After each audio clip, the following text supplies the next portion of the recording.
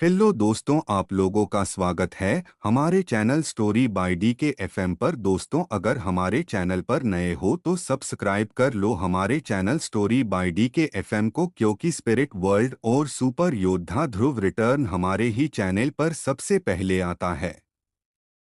Episode 3622। स्वर्गिक दरबार पर कब्जा करने के लिए उस लाल आंख पर कब्जा करना चाहिए। जब तक हमें लाल आंख मिल जाती है तब तक इसे मिशन पास करना माना जाना चाहिए। यहाँ की सभी लाशें भी गायब हो जानी चाहिए। झाओ दाहान ने कहा, मैं रास्ता दिखाऊंगा, तुम लाल आंख पाने का मौका ढूंढो। जैसे ही उसने समाप्त किया, स्वर्गिक दरबार का रहस्यलोक अचानक हिल गया। लाशों के पहाड़ के ऊपर की लाल आंख अचानक गुस्से में खुल गई। उसकी आंखें बिजली की चमक की तरह थीं, क्योंकि उसने बैली तियानहाई और झाओ दाहान को घूर कर देखा। यह भी इसी क्षण था। 10,000 लाशों ने दहाड़ लगाई, जिससे भूतों की चीख की लहरें उठीं। सभी लाशें अचानक मुड़ी और बैली तियानहाई और झाओ दाहान को घूरने लगीं। आऊ, वो। सभी लाशें बैली तियानहाई की तरफ दौड़ी। झाओ दाहान के हाथ डूब गए। Boom boom. उसकी भुजाएं ग्रेनाइट से ढकी हुई थीं और उसके मुंह के कोने थोड़े मुड़े हुए थे, क्योंकि वह उत्तेजित होकर हंसा। आओ। बैली तियानहाई ने लाल आंख को देखा और मन ही मन सोचा, जैसा कि अपेक्षित था, यह इन मृत लाशों को आदेश दे सकती है और नियंत्रित कर सकती है। दाहान, रास्ता खोलो, बैली तियानहाई ने गहरी आवाज में कहा। उसके शरीर में शक्ति उमड़ पड़ी और पूरी तरह से निकल गई। जब तक मुझे लाल आंख मिल जाती है, मैं इस चरण को पार कर लूंगा और मुझे 900 अंक मिलेंगे। चलो करते हैं। भाई झोंग, हम कब अंदर जा रहे हैं? क्या जल्दी है? उन्हें पहले खुद को थका लेने दो। गड़गड़ाहट। विशाल चट्टान आकाश गिरा दो। झाओ दाहान दहाड़ा। उसने अपनी दोनों भुजाएं बाहर की ओर फैलाईं और एक शक्तिशाली चट्टानी शक्ति बाहर निकली। धड़ाम धड़ाम धड़ाम। एक के बाद एक लाशें हवा में उड़ गईं। झाओ दाहान आगे बढ़ा, लेकिन इससे पहले कि वह 3 कदम भी चल पाता, लाशों का एक और झुंड उस पर झपट पड़ा। आह! उसने अपने दाहिने मुक्के से नीचे की ओर वार किया। धड़ाम। सिर टूट गया और झाओ दाहान ने उसे लात मारकर दूर फेंक दिया। 2 सेकंड से भी कम समय में सिर कुचली हुई लाश फिर से उठ खड़ी हुई। पुनर्जीवित। यह पुनरुत्थान नहीं था, बल्कि उन्हें मारा नहीं जा सकता था। झाओ दाहान चौंक गया और बोला, दूसरे भाई, इन राक्षसों को मारा नहीं जा सकता। बैली तियानहाई ने देखा कि इन लाशों को दर्द का एहसास नहीं होता था। यहाँ तक कि अगर उनके सिर काट दिए जाते थे तब भी वे मरते नहीं थे, और उनके हाथ पैर तोड़ने से भी उन पर कोई असर नहीं पड़ता था। ये लाशें थोड़ी अजीब हैं, बैली तियानहाई ने माथे पर बल डालकर कहा। तेज चलो, जैसे ही हमें लाल आंखें मिलेंगी ये लाशें अपने आप बिखर जाएंगी।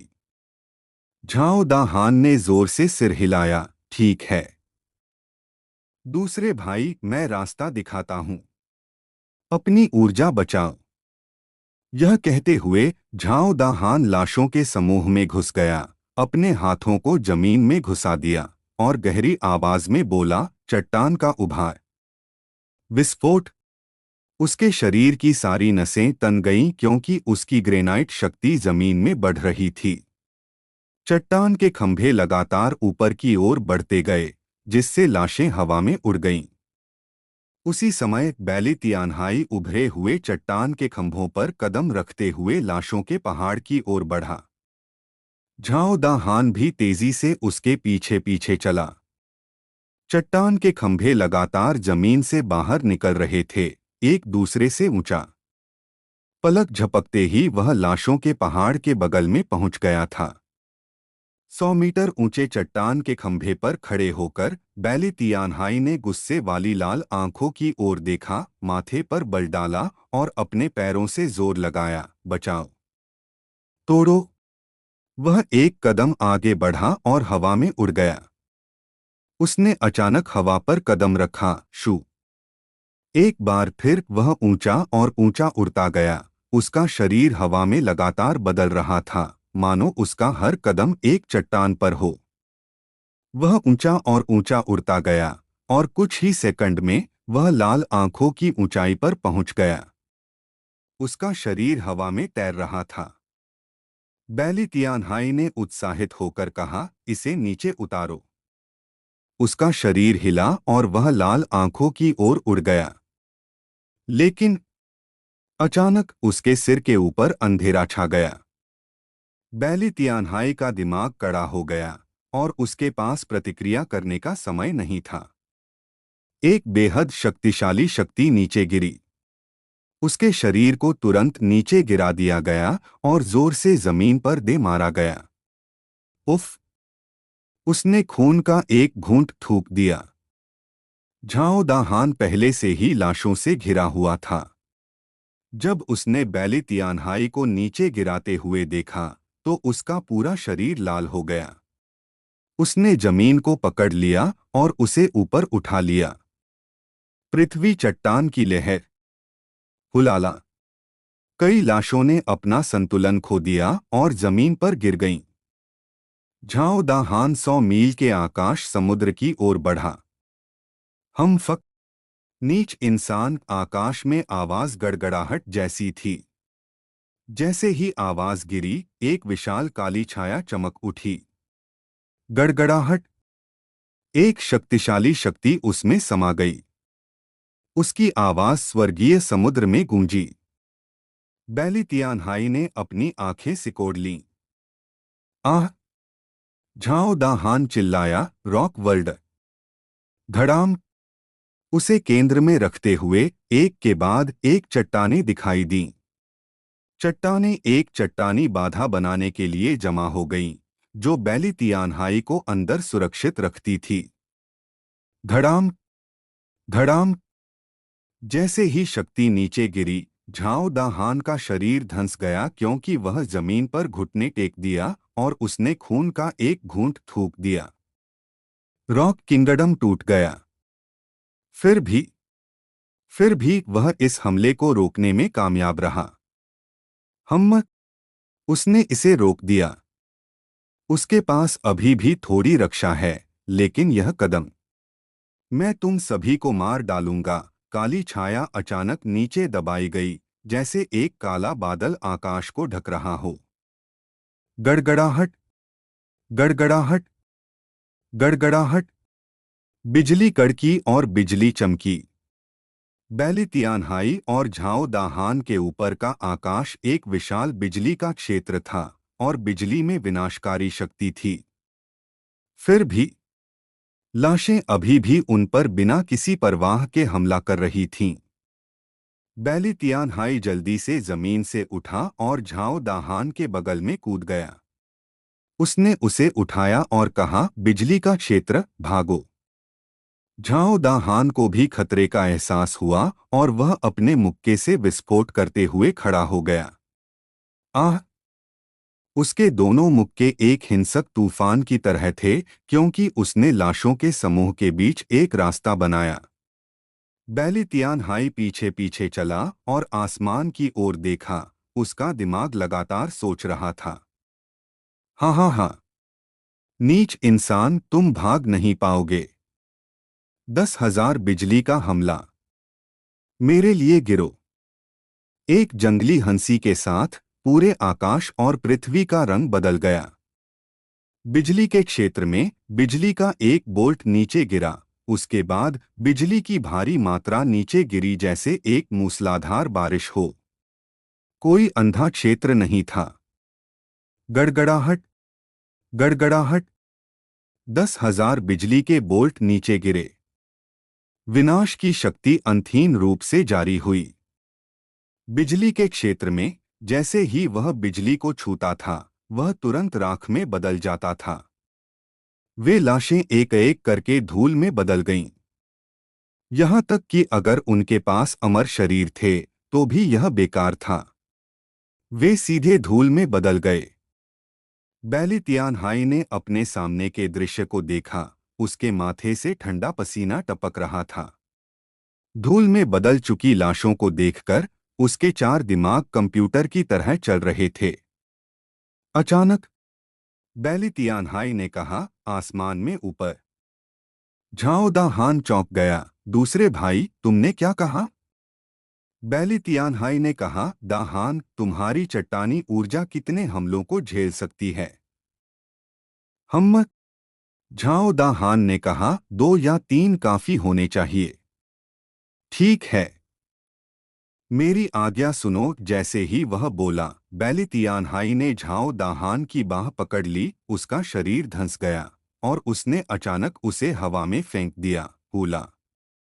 उसे सीधे हवा में फेंक दिया गया। बैली तियानहाई का शरीर हिल गया। तोड़ो। उसकी आकृति चमकी क्योंकि वह हवा में उड़ गया। झाओ दाहान पर पहले ही बिजली गिर चुकी थी और उसने खून का एक घूंट खासा। जैसे ही वह उतरने वाला था, बैली तियानहाई ने उसे पकड़ लिया और उसे हवा में फेंक दिया। हुश! इस बार उसे सीधे काले बादलों में फेंक दिया गया और अंदर और भी अधिक बिजली कड़क रही थी। बैली तियानहाई काले बादलों में उड़ गया, झाओ दाहान को पकड़ लिया जो बिजली से ढका हुआ था और उसे फिर से फेंक दिया। हुला! इस बार वह सीधे काले बादलों के ऊपर उड़ गया। झाओ दाहान ने उत्साहित होकर कहा, दूसरे भाई, यहाँ कोई बिजली नहीं है। बैली तियानहाई भी ऊपर उड़ गया और उत्साहित होकर कहा, जैसा कि उम्मीद थी। फिर भी उनसे कुछ ही दूरी पर लाल आंख बैली तियानहाई को घूर रही थी। काली छाया चमक उठी। धड़ाम धड़ाम। 2 हथेलियों से उसने उन्हें सीधे हवा में फेंक दिया। वे दोनों सीढ़ियों पर गिर गए और खून बहने लगा। काली छाया तेजी से बढ़ी। वह तुरंत उन दोनों की ओर बढ़ी। झाओ दाहान ने एक गुस्से वाली दहाड़ लगाई। उसका शरीर चट्टान में बदल गया और उसने काली छाया पर कुछ मुक्के मारे। धड़ाम धड़ाम।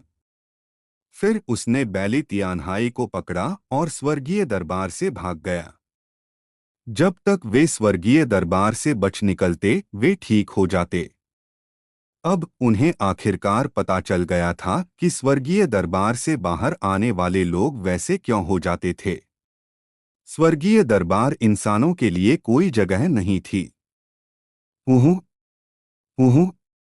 दूसरे भाई, हम बच गए। झाओ दाहान ने बैली तियानहाई को गले लगाया और स्वर्गीय दरबार के रहस्यमय क्षेत्र से बाहर निकल गया, फिर जमीन पर बैठ गया। आप लोगों को यह स्टोरी कैसी लग रही है, कमेंट करके जरूर बताएं। और बने रहे आप अपने जीवपति त्रिपाठी जी के साथ। धन्यवाद मित्रों। एपिसोड 3623। अंधकार में एक नई सुबह। यह अंश आपके द्वारा पहले दिए गए नामों का उपयोग करके रूपांतरित किया गया है। पृष्ठभूमि आर्यन और उसके मित्र जिंगयुन और विवेकेंद्र पर नंदिनी और उसके साथी हमला करते हैं, लेकिन नंदिनी को एक रहस्यमय शक्ति बचा लेती है और वह भाग निकलती है। अब आर्यन और उसके दोस्त वनरक्ष नगर में वापस आ गए हैं, लेकिन उन्हें अभी भी एक बड़े खतरे का सामना करना पड़ रहा है। अध्याय: छाया की वापसी। वनरक्ष नगर की शांत हवा में एक अजीब सी खामोशी थी। बहादुर को चिरायु नहीं जानता था, लेकिन चिरायु उसे अच्छी तरह से पहचानता था। चिरायु के चेहरे पर एक ठंडी, क्रूर मुस्कान देखकर बहादुर का दिल सहम गया। उसने सम्मानपूर्वक मुस्कुराते हुए कहा, बड़े भाई, क्या आप भी यहाँ किसी मिशन पर आए हैं? गौरांग की आंखें कांप उठीं। उसने कभी बहादुर को किसी अजनबी पर इस तरह मुस्कुराते हुए नहीं देखा था। वह चिरायु को नहीं जानता था, लेकिन बहादुर की आंखों में दिख रहे डर को तुरंत भांप गया। वह उसके और करीब आ गया। चिरायु झुक गया और उसने एक भयानक मुस्कान के साथ कहा, तुम सही कह रहे हो। मैं सचमुच यहाँ एक मिशन पर आया हूँ। उसके पीछे खड़े गुंडे भी हंसने लगे।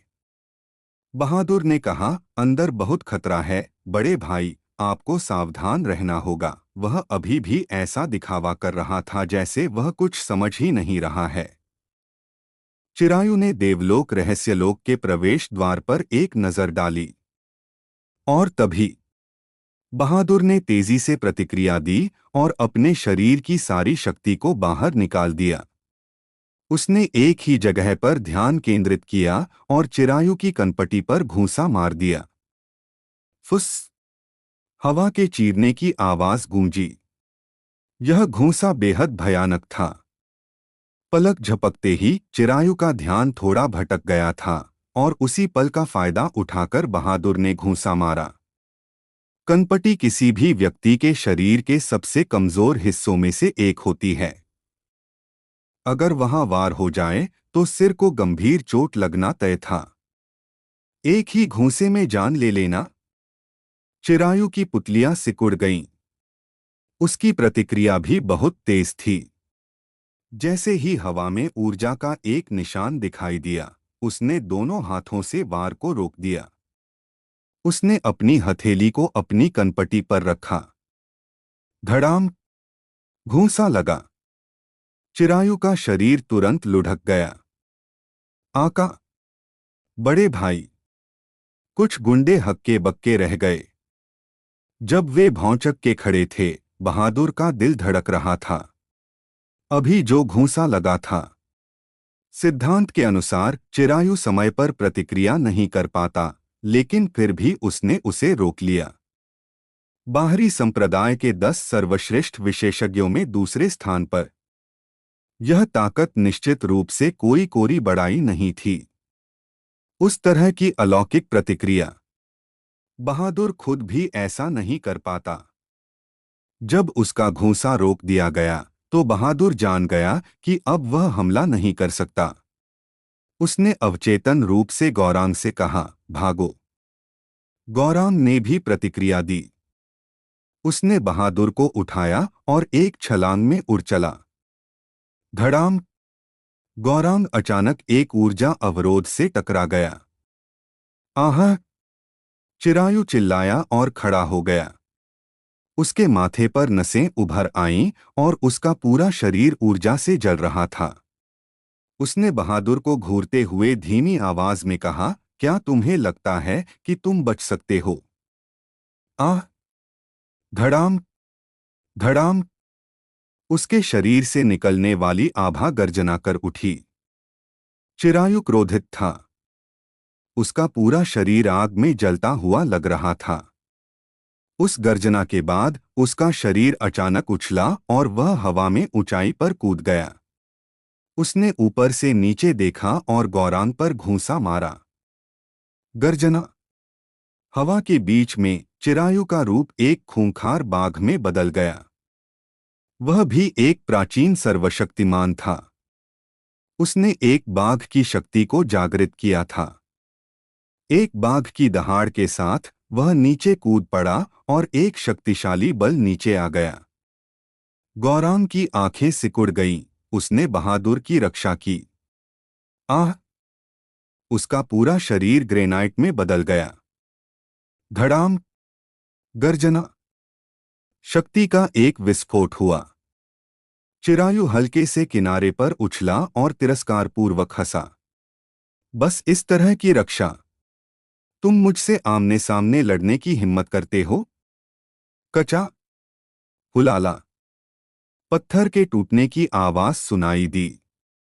गौरांग के शरीर पर लगा ग्रेनाइट टुकड़ों टुकड़ों में टूट गया और उसके शरीर से छिलकर गिरने लगा। उसने कुछ मुंह काले खून के थूके और उसका चेहरा पीला पड़ गया। बहादुर ने गहरी आवाज में कहा, गौरांग।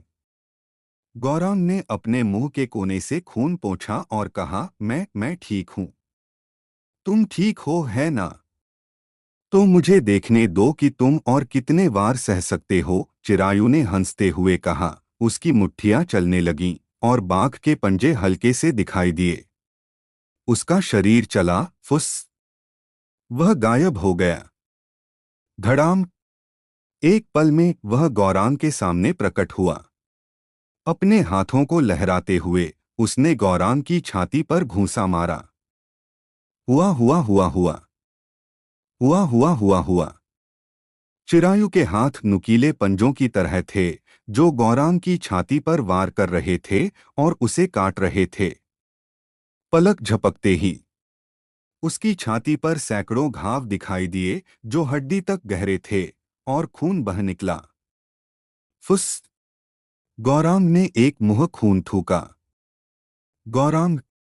बहादुर दहाड़ा। उसका शरीर उछला, उसकी आंखें चिरायु पर केंद्रित हो गईं, और उसने जल्दी से हमला किया। तुम। मैं कहता हूं नीचे लेट जाओ।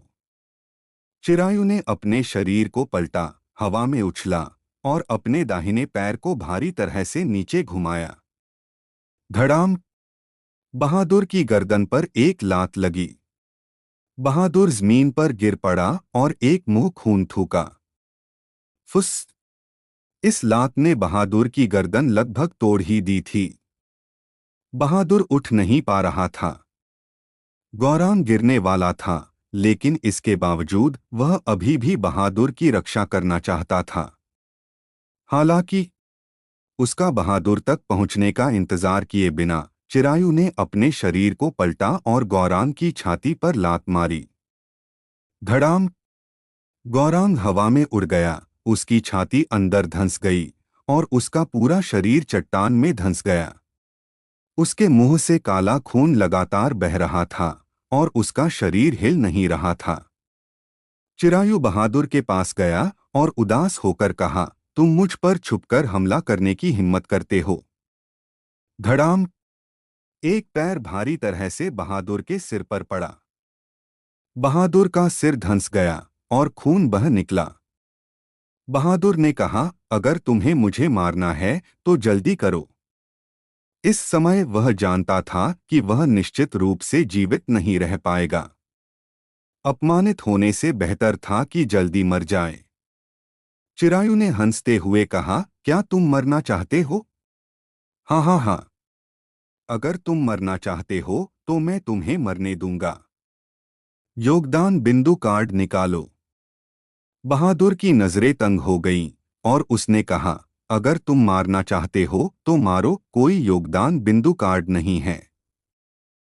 चिरायु ने बहादुर को जमीन पर लात मारी, फिर आगे बढ़ा और बहादुर की छाती से 2 योगदान बिंदु कार्ड निकाले। उसके मुंह का कोना मुड़ गया और उसने कहा, तुम आंतरिक न्यायालय की परीक्षा में भाग लेने के लिए पर्याप्त अंक इकट्ठा करना चाहते हो। सपना देखो। तुम जैसे कचरा भी परीक्षा में भाग लेना चाहते हो। हुंफ। तुम पहले खुद को क्यों नहीं देखते? चिरायु अपने हाथ में 2 योगदान बिंदु कार्डों से खेल रहा था। उसका चेहरा तिरस्कार से भरा था। बहादुर की नजरें तंग हो गईं। और इसी समय चिरायु की हथेली ऊपरी हाथ की शक्ति से भर गई थी। धड़ाम धड़ाम। योगदान बिंदु कार्ड टूट गया और उसकी उंगलियों के बीच से खिसक कर बहादुर के चेहरे पर गिर गया। हाँ हाँ हाँ। हाँ हाँ हाँ। चिरायु जोर से हंसा। उसके पीछे खड़े गुंडों का समूह भी हंस रहा था। परीक्षा में भाग लेना, आंतरिक संप्रदाय में प्रवेश करना। कचरा, क्या तुम्हें लगता है कि तुम योग्य हो? हाँ हाँ हाँ। वह पागलों की तरह हंसा। बहादुर की आंखें मशालों की तरह थीं।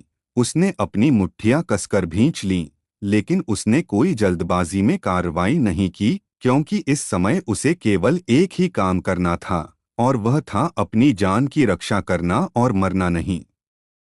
जब तक वह जीवित था, सब कुछ संभव था। जब तक वह जीवित था, उसे बदला लेने का मौका मिलेगा। क्या आप चाहते हैं कि मैं इस कहानी को और आगे बढ़ाऊं? आप लोगों को यह स्टोरी कैसी लग रही है, कमेंट करके जरूर बताएं। और बने रहे आप अपने जीवपति त्रिपाठी जी के साथ। धन्यवाद मित्रों। एपिसोड 3624 अंधेरे और वर्षा की रात। जोंग क्यूई ने बाइली तियानहाई और झाओ दा हान को नहीं मारा। यद्यपि उसके स्वभाव के अनुसार उन दोनों को निश्चित रूप से मर जाना चाहिए था, लेकिन वह एक विशेष मिशन पर था और उस मिशन में साफ साफ लिखा था कि उसे बाइली तियानहाई को मारने की इजाजत नहीं थी। यही कारण था कि उसने उसे नहीं मारा। अन्यथा अगर बाइली तियानहाई उस पर घात लगाता तो वह उसे कतई बर्दाश्त नहीं करता। पॉइंट प्लेट को तोड़ देने का मतलब था कि बाइली तियानहाई के मिशन के अंक शून्य हो गए थे और वह अगले 10 दिनों में पर्याप्त अंक नहीं जुटा पाएगा, इसलिए वह मूल्यांकन में भाग लेने के लिए योग्य नहीं होगा।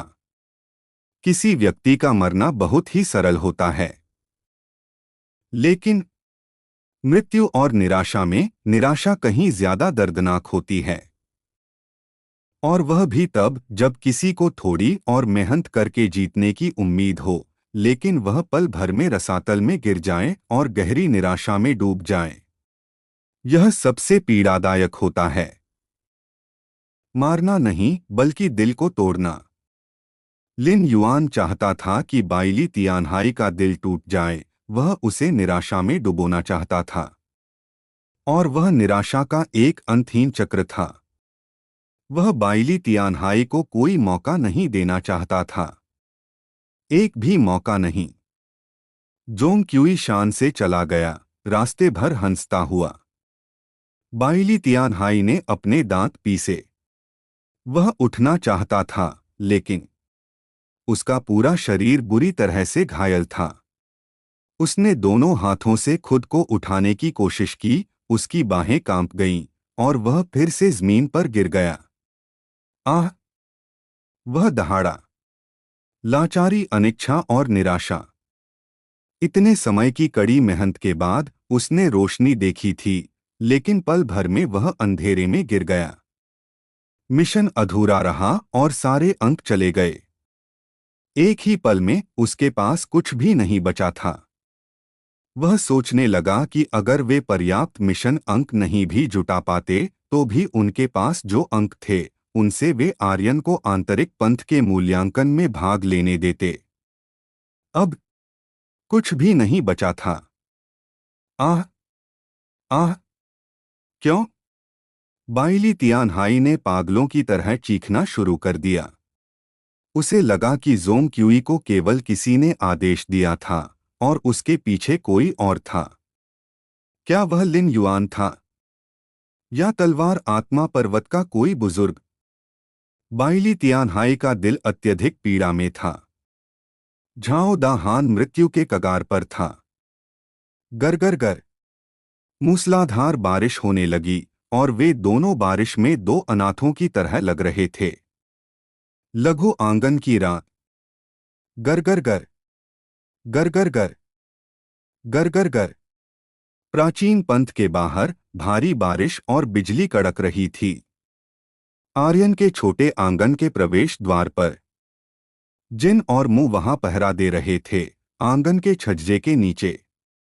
उनके शरीर पूरी तरह से भीग चुके थे, लेकिन वे दोनों वहां से हटे नहीं। हल्लाला। बिजली की एक लकीर कड़की। आसमान मानो फट गया हो और चकाचौंध करने वाली सफेद रोशनी फैल गई। उनकी आंखें अचानक तन गईं। एक काले चोगे में एक अधेड़ उम्र का आदमी वहां खड़ा था। वह अचानक प्रकट हुआ था।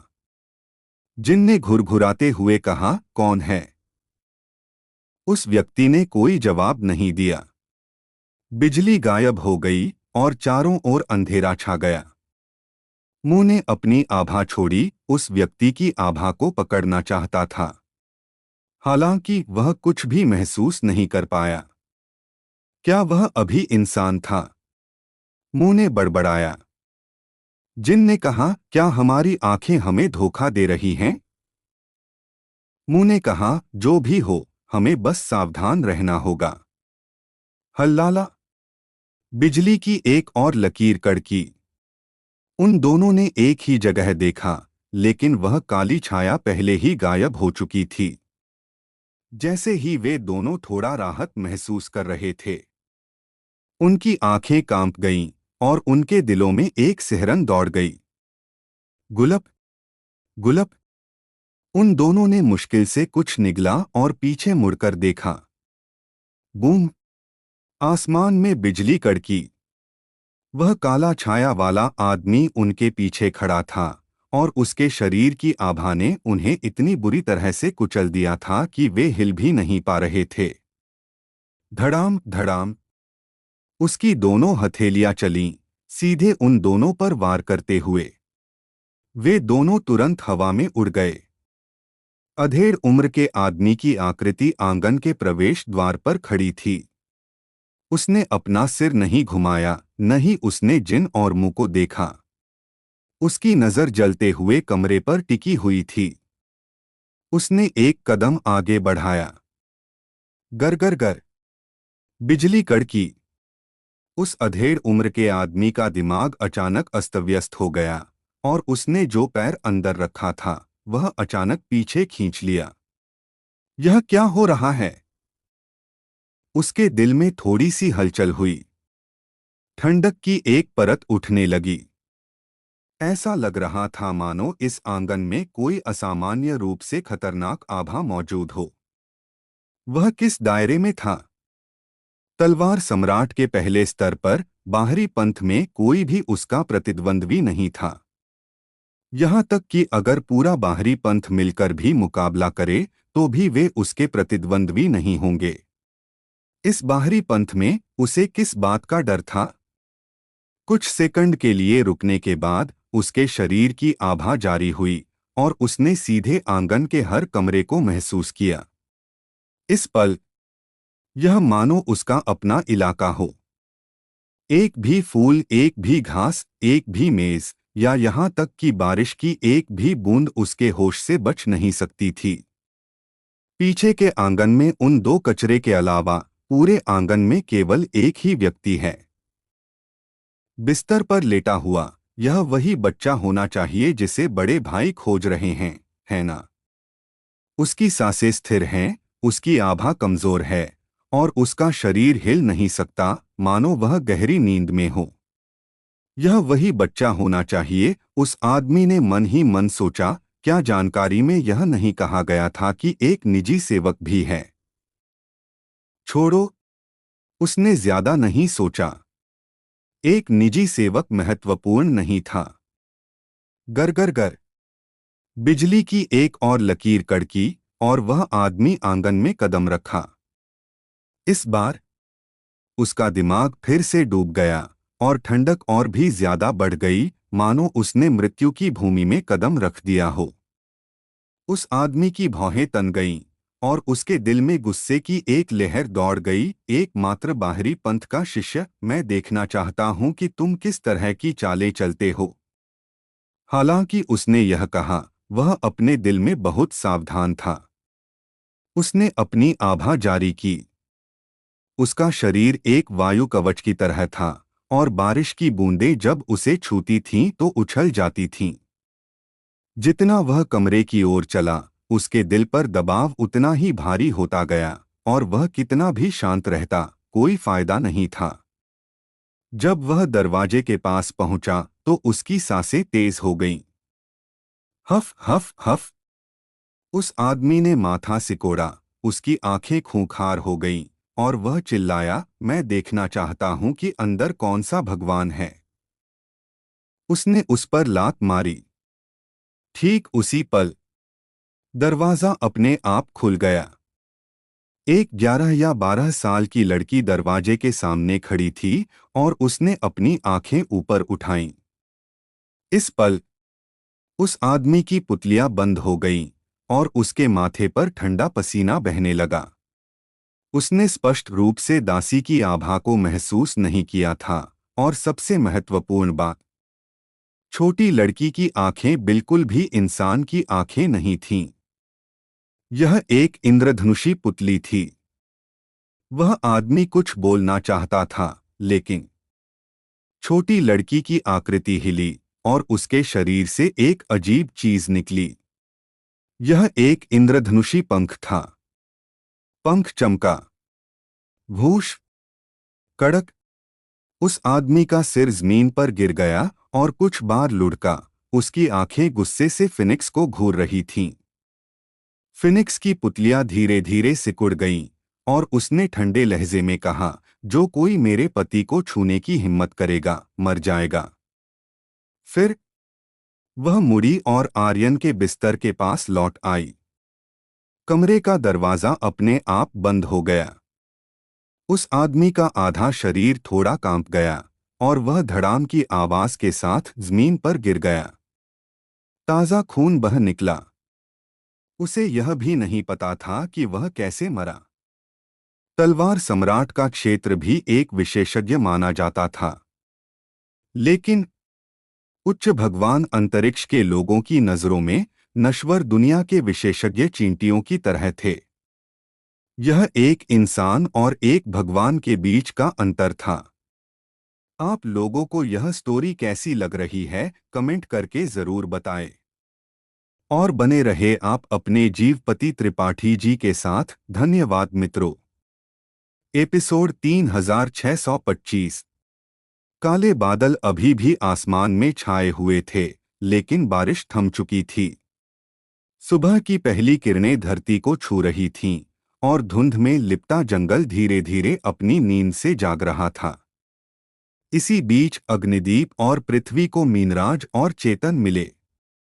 बाढ़ के पानी में बहकर वे आधे अधमरे हो गए थे। कुछ देर के इलाज के बाद उनकी चेतना लौटी। आंखें खुलते ही मीनराज चिल्लाया, जल्दी करो, मालिक खतरे में हैं। मेघना ने घबराकर कहा, तुरंत चलो। अग्निदीप और पृथ्वी ने हिम्मत कर आंगन में प्रवेश किया तो उनके पैरों तले जमीन खिसक गई। चारों ओर खून बिखरा था और एक आदमी का शरीर दो टुकड़ों में कटा पड़ा था। उनकी आंखें भय से चौड़ी हो गईं। जब उन्होंने उस काले लबादे के नीचे के कपड़े देखे तो उनके रोंगटे खड़े हो गए। यह तो अंबर दल के एक वरिष्ठ चांगदत्त हैं। यह क्या हुआ? यह तो बहुत बुरा हुआ। बिना कुछ सोचे वे दोनों लाश को उठाकर भागे और पीछे की खाई में फेंक दिया। Half half half. यह सब करने के बाद दोनों पसीने से तरबतर हो गए थे। वे एक दूसरे के सहारे जमीन पर बैठ गए और कांपते हुए बोले, क्या सच में ये अंबर दल के चांगदत्त थे? मालिक तो बेहोश हैं, फिर इन्हें किसने मारा? उनके दिमाग में अचानक एक छवि कौंध गई। एक नन्ही सी लड़की की छवि जो एक शक्तिशाली अग्निपक्षी में बदल गई थी। वह कुछ नहीं बोल पाए, बस डर के मारे घूंटकर रह गए।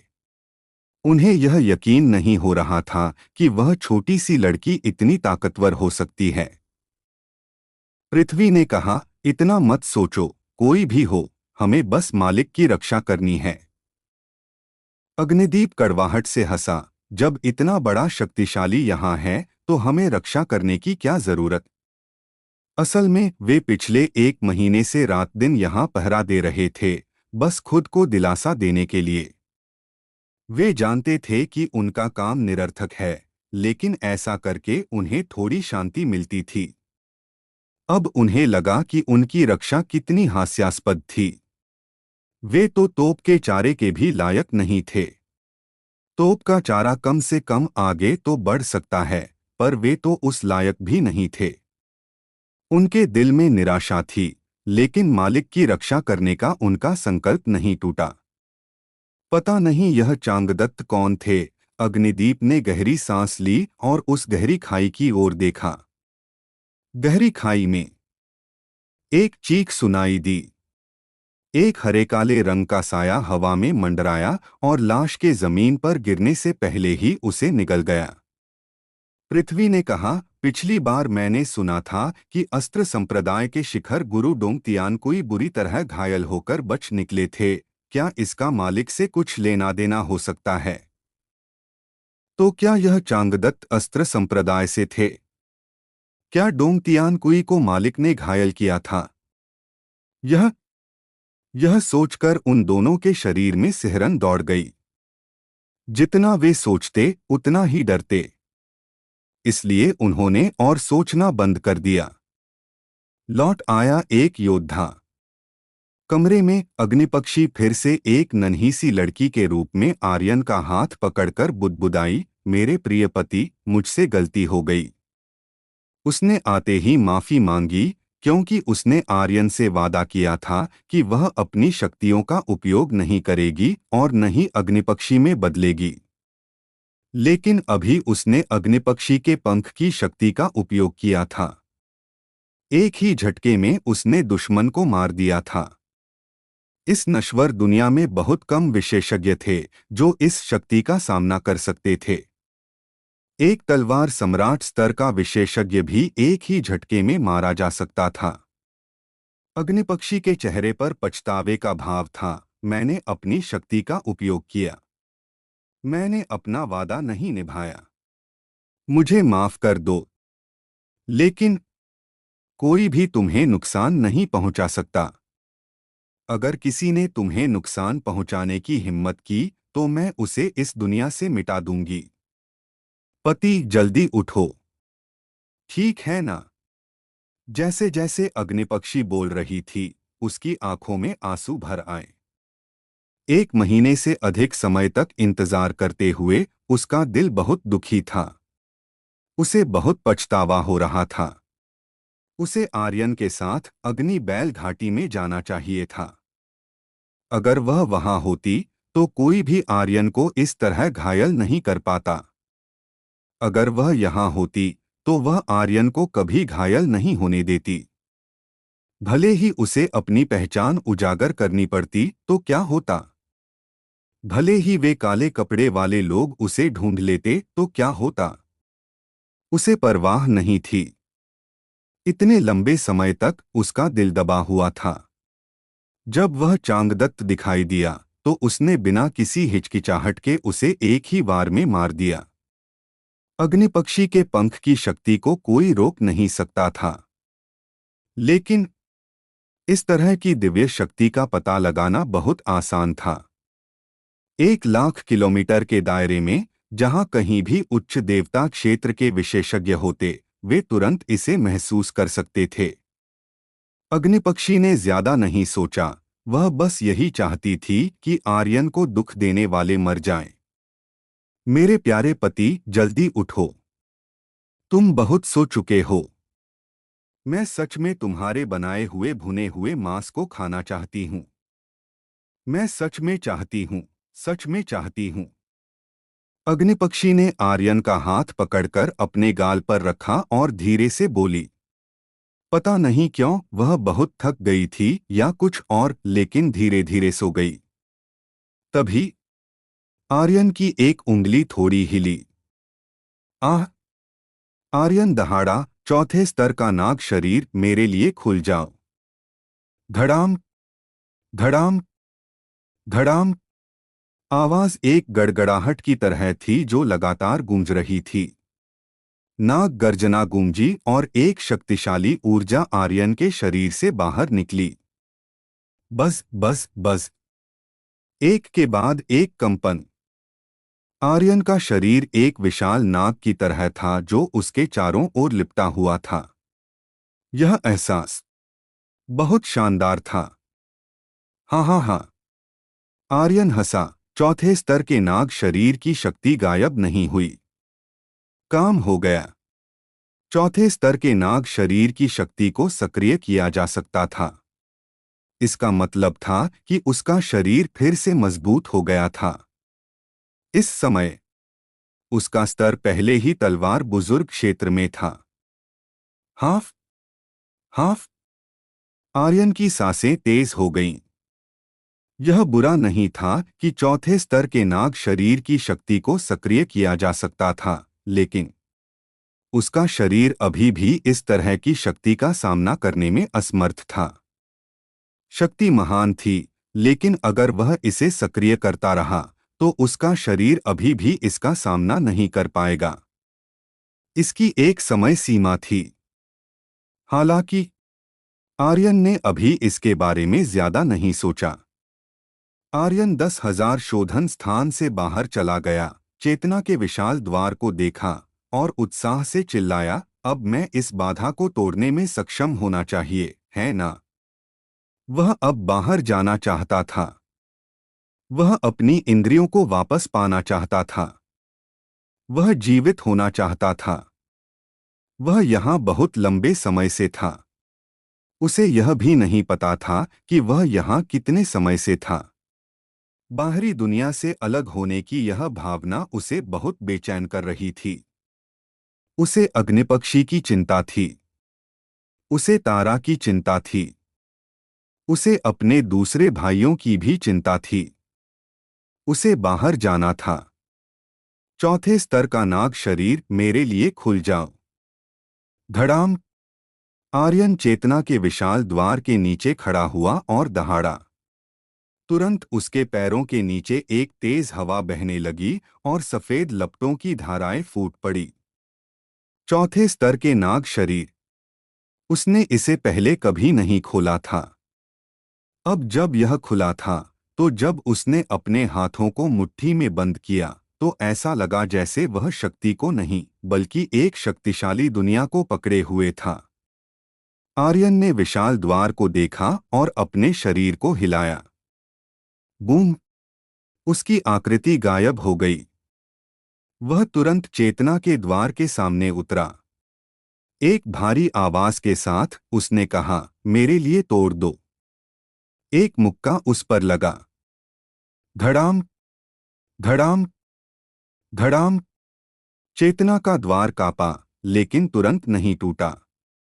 आर्यन ने माथे पर शिकन डाली, क्या यह अभी भी काफी नहीं है? मैं नहीं हिचकिचाऊंगा। आर्यन का शरीर बाहर निकला और वापस जमीन पर आ गया। वह अब और इंतजार नहीं करना चाहता था। अगर वह और रहता, तो उसे डर था कि वह पागल हो जाएगा। उसकी आंखें काली हो गईं। आर्यन ने चेतना के द्वार को देखा और अपने दिल में चिल्लाया, अमरता, मेरे लिए खुल जाओ। आप लोगों को यह स्टोरी कैसी लग रही है, कमेंट करके जरूर बताएं। और बने रहे आप अपने जीवपति त्रिपाठी जी के साथ। धन्यवाद मित्रों। हेलो दोस्तों, आप लोगों का स्वागत है हमारे channel story by DK FM और स्टोरी बाय डीके एफएम 2.0 पर।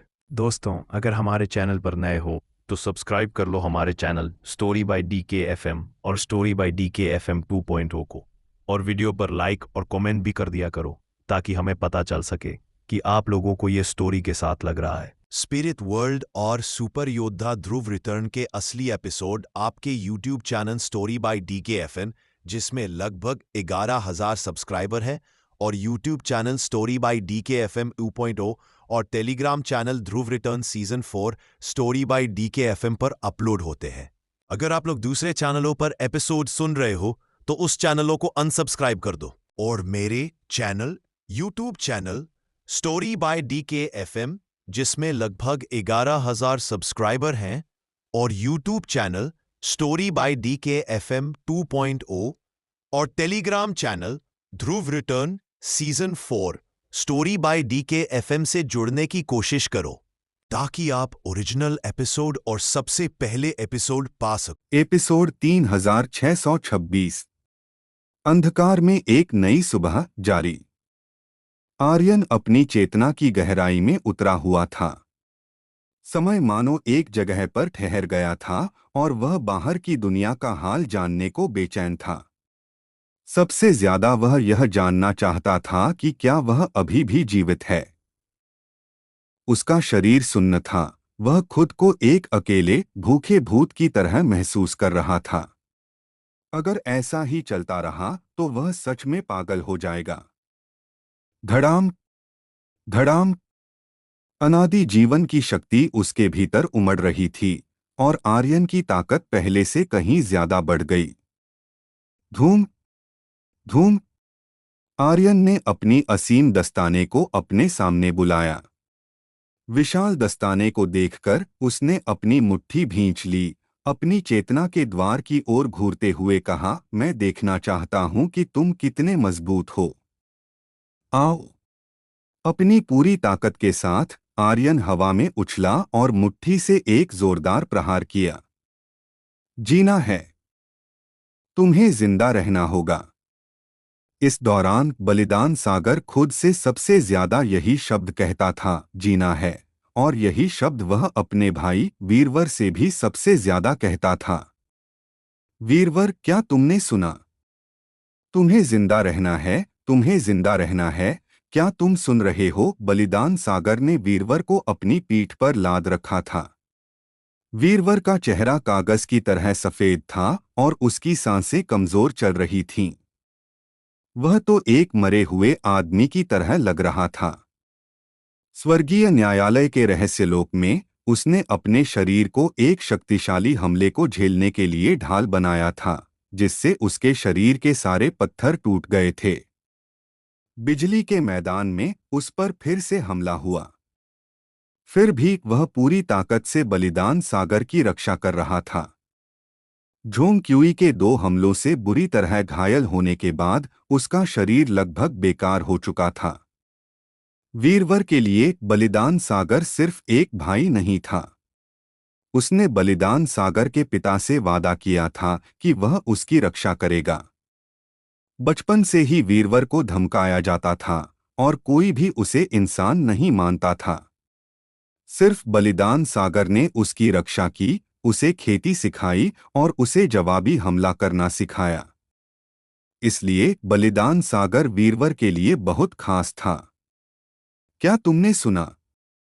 तुम्हें जिंदा रहना है। बलिदान सागर वीरवर को पीठ पर लादे हुए दक्षिणी नगर के बाहर स्थित द्वार की ओर कदम कदम रेंग रहा था। जमीन पर रेंगते हुए वह एक एक कदम आगे बढ़ रहा था।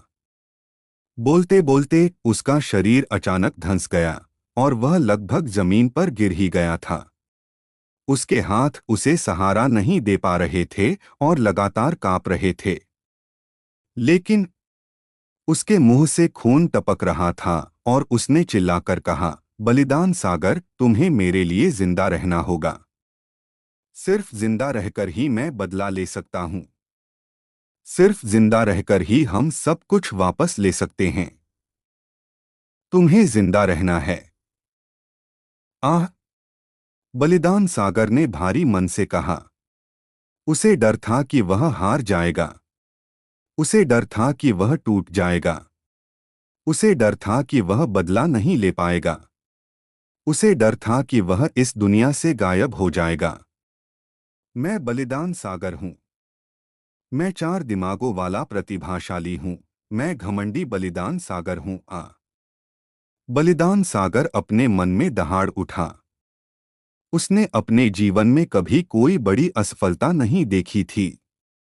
सागर मेघनगर में वह एक हाथ से सब कुछ नियंत्रित कर सकता था। वह हमेशा दूसरों को अपने इशारों पर नचाता था, न कि दूसरा कोई उसे।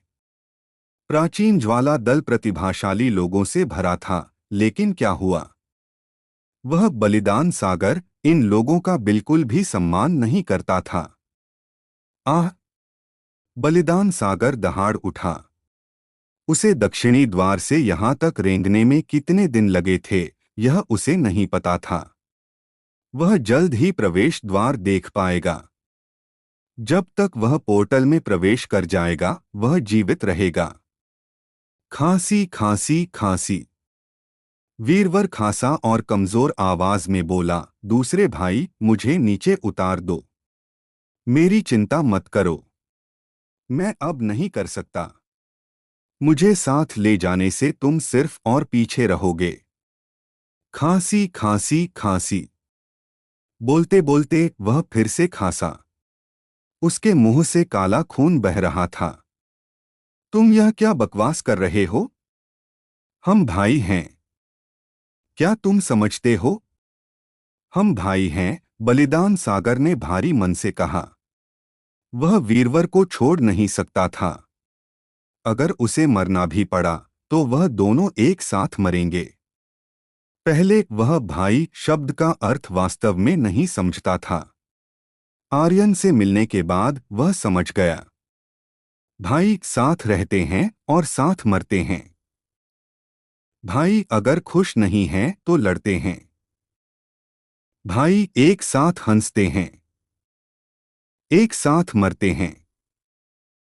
भाई कभी नहीं छोड़ते, कभी हार नहीं मानते।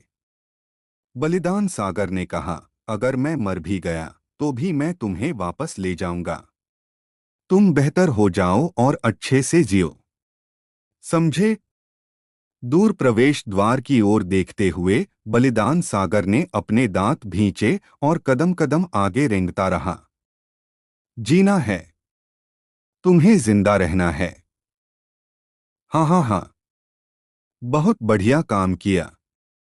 झोंग क्यूई, चिंता मत करो। मैं गुरु को आंतरिक दल की परीक्षा के बारे में बताऊंगा। जब समय आएगा तो मैं तुम्हें आसानी से पास होने दूंगा। ली युआन मुस्कुराया। बलिदान सागर के चेहरे पर निराशा की भावना उसके दिमाग में आ गई। यह सोचकर वह और भी संतुष्ट हो गया। झोंग क्यूई की आंखें चमक उठीं और उसने कहा, धन्यवाद वरिष्ठ भाई। ली युआन ने कहा, हम भविष्य में आज्ञाकारी रहो। एक बार जब तुम आंतरिक दल में प्रवेश कर जाओगे तो तुम्हारे पास वह सब कुछ होगा जो तुम चाहते हो। झोंग क्यूई ने उत्साह से कहा, मैं निश्चित रूप से आज्ञाकारी रहूंगा। जब तक वह आंतरिक दल में प्रवेश कर सकता था तो कुछ प्लेटों की बात तो छोड़ो, वह किसी को मारने या गंदगी खाने के लिए भी तैयार हो जाता। प्राचीन ज्वाला दल में आंतरिक दल और बाहरी दल के बीच का अंतर स्वर्ग और पृथ्वी जैसा था। वे बस दो अलग अलग दुनिया थे। बाहरी दल साधारण दुनिया के जैसा था। केवल आंतरिक दल को ही सच्चा प्राचीन ज्वाला दल माना जा सकता था। ली युआन ने संतुष्टि में सिर हिलाया और कहा, क्या वे दोनों अब मर चुके हैं? झोंग क्यूई ने कहा, वे निश्चित रूप से मरे नहीं हैं, लेकिन मुझे नहीं पता कि क्या वे वापस लौट पाएंगे। ली युआन हंस पड़ा और बोला, यह सबसे अच्छा है अगर वह जिंदा है। इस साल वह निराशा में गिर गया और अगले साल भी ऐसा ही होगा। जब तक वह प्राचीन ज्वाला दल में एक साल रहता है वह आंतरिक दल में प्रवेश करने के बारे में भूल सकता है। हाँ हाँ हाँ, मुझसे लड़ोगे? तुम अभी भी बहुत छोटे हो। हाँ हाँ हाँ। ली युआन पागलपन की तरह हंस रहा था। वह बलिदान सागर को कभी कोई उम्मीद नहीं देगा। एक बार जब बलिदान सागर आंतरिक दल में प्रवेश कर जाता तो उसकी 4 दिमागों वाली प्रतिभा को बड़ों द्वारा जाना जाता। तब उसे निश्चित रूप से बहुत सम्मान दिया जाता और हो सकता है कि वह मुख्य हॉल में भी प्रवेश कर सके। उस समय उससे निपटना आसान नहीं होता। लेकिन अभी बलिदान सागर बाहरी दल में था। बाहरी दल में एक अजगर को भी लेटना पड़ता। उसके सामने घुटने टेकना पड़ता।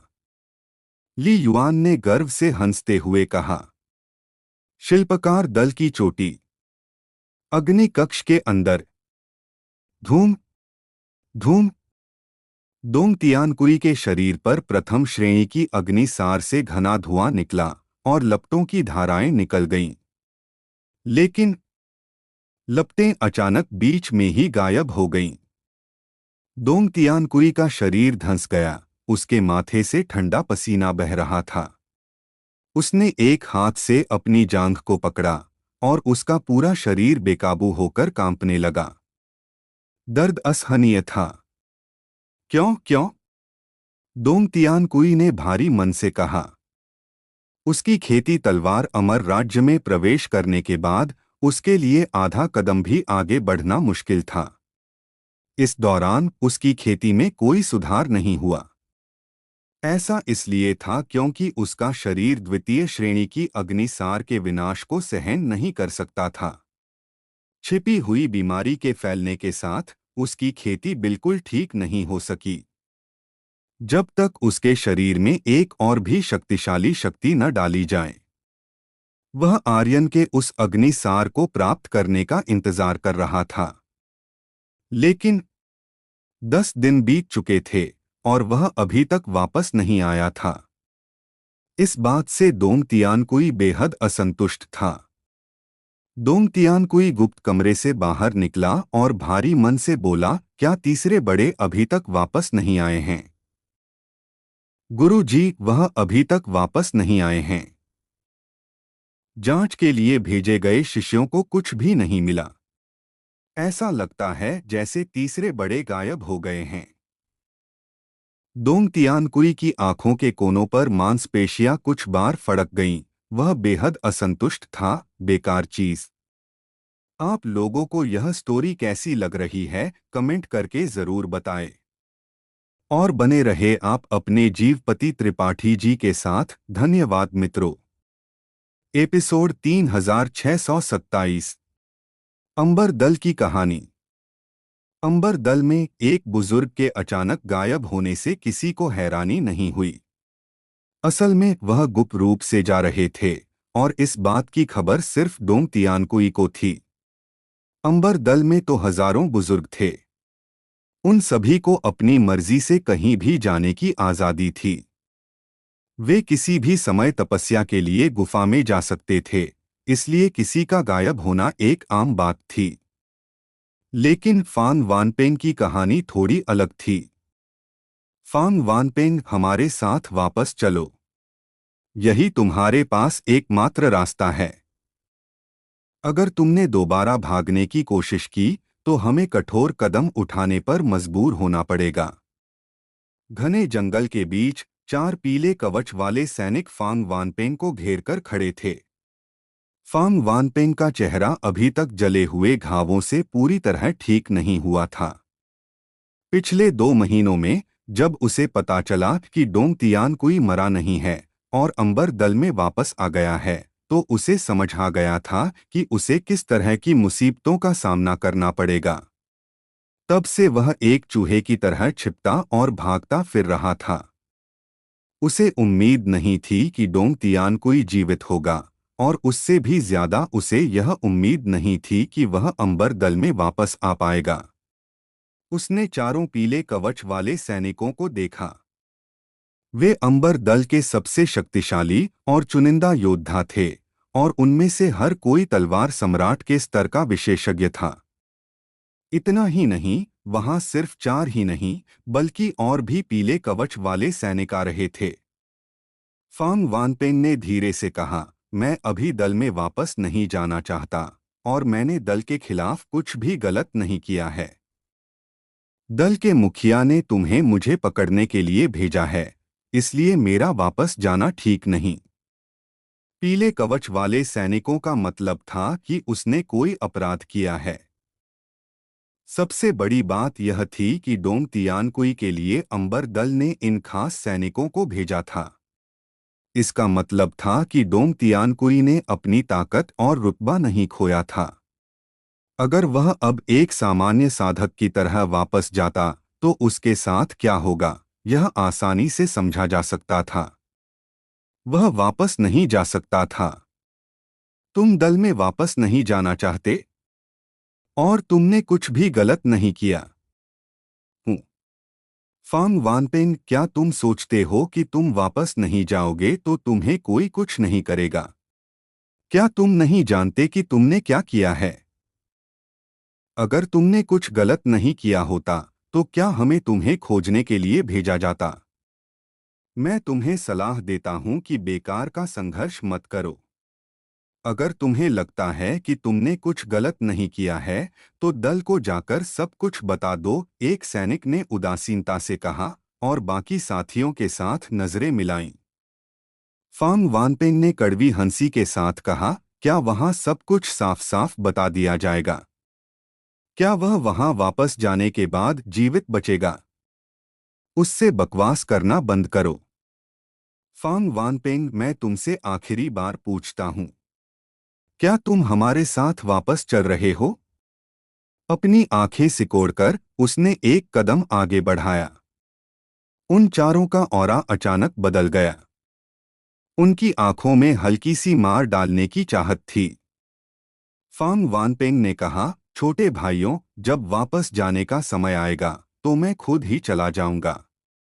मैं अभी वापस नहीं जाना चाहता, इसलिए मुझे मजबूर मत करो। उसे बात पूरी भी नहीं करने दी। एक पीले कवच वाले सैनिक ने गरज कर कहा, गुस्ताखी। वे चारों एक साथ हमला करने लगे। फांग वानपेंग ने अचानक अपनी ऊर्जा को बाहर निकाला। गर्जन। एक जोरदार दबाव फैला जिसने उन चारों को सीधे दबा दिया। वे चारों चौंक गए और उन्होंने अपने हथियार निकाल लिए। धड़ाम। उसका शरीर धुंधला हो गया और वह सीधे फांग वानपेंग के सामने पहुंच गया। फांग वानपेंग हवा में कूद गया। जैसे ही वे चारों उसका पीछा करने वाले थे, एक काली छाया अचानक उनके पास से गुजरी। धड़ाम। फांग वानपेंग आसमान से जमीन पर बुरी तरह गिरा। वह जमीन पर गिरा और उसके मुंह से खून निकल गया। काली छाया नीचे उतरकर एक चट्टान पर खड़ी हो गई। उसके चेहरे पर एक ठंडी मुस्कान थी। उसने कहा, कितने बेकार हो तुम लोग। 4 लोग मिलकर एक आदमी से लड़ रहे हो, फिर भी हार रहे हो। मुझसे ये सब बर्दाश्त नहीं होता। फांग वानपेंग ने अपनी नजरें उठाईं। उस पर हुए अचानक हमले से उसे कोई फर्क नहीं पड़ा। उसके दुश्मन की शक्ति बहुत भयानक थी, जो उसे पूरी तरह से हरा सकती थी। उसने गहरी आवाज में पूछा, तुम कौन हो? काले कपड़े वाले आदमी ने हंसकर कहा, मैं एक दखल देने वाला इंसान हूं, मुझे सिर्फ लोगों पर जुल्म करना पसंद नहीं है। हा हा हा। चारों पीले कवच वाले सैनिक नाराज थे, लेकिन अगर काले कपड़े वाला आदमी नहीं आता तो वे फांग वानपेंग को जल्दी नहीं हरा पाते। वे चारों बस हाथ जोड़कर उसे धन्यवाद दे पाए, मदद के लिए आपका शुक्रिया। काले कपड़े वाले व्यक्ति ने हरकत की। वे उसकी गति को बिल्कुल नहीं देख पाए और वे चारों भी कोई प्रतिक्रिया नहीं दे पाए। काला आदमी उनके सामने खड़ा होकर बोला, जब हम धन्यवाद की बात कर रहे हैं तो कुछ धन्यवाद का तोहफा भी तो होना चाहिए, है ना? वे चारों थोड़ा घबरा गए और बोले, आपको क्या चाहिए? काले कपड़े वाले आदमी ने अपने होठों को घुमाया और मुस्कुराते हुए कहा, बहुत आसान है, तुम्हारी जान। उन चारों की आंखें अचानक फैल गईं और उसी क्षण वे अचानक पीछे हटे।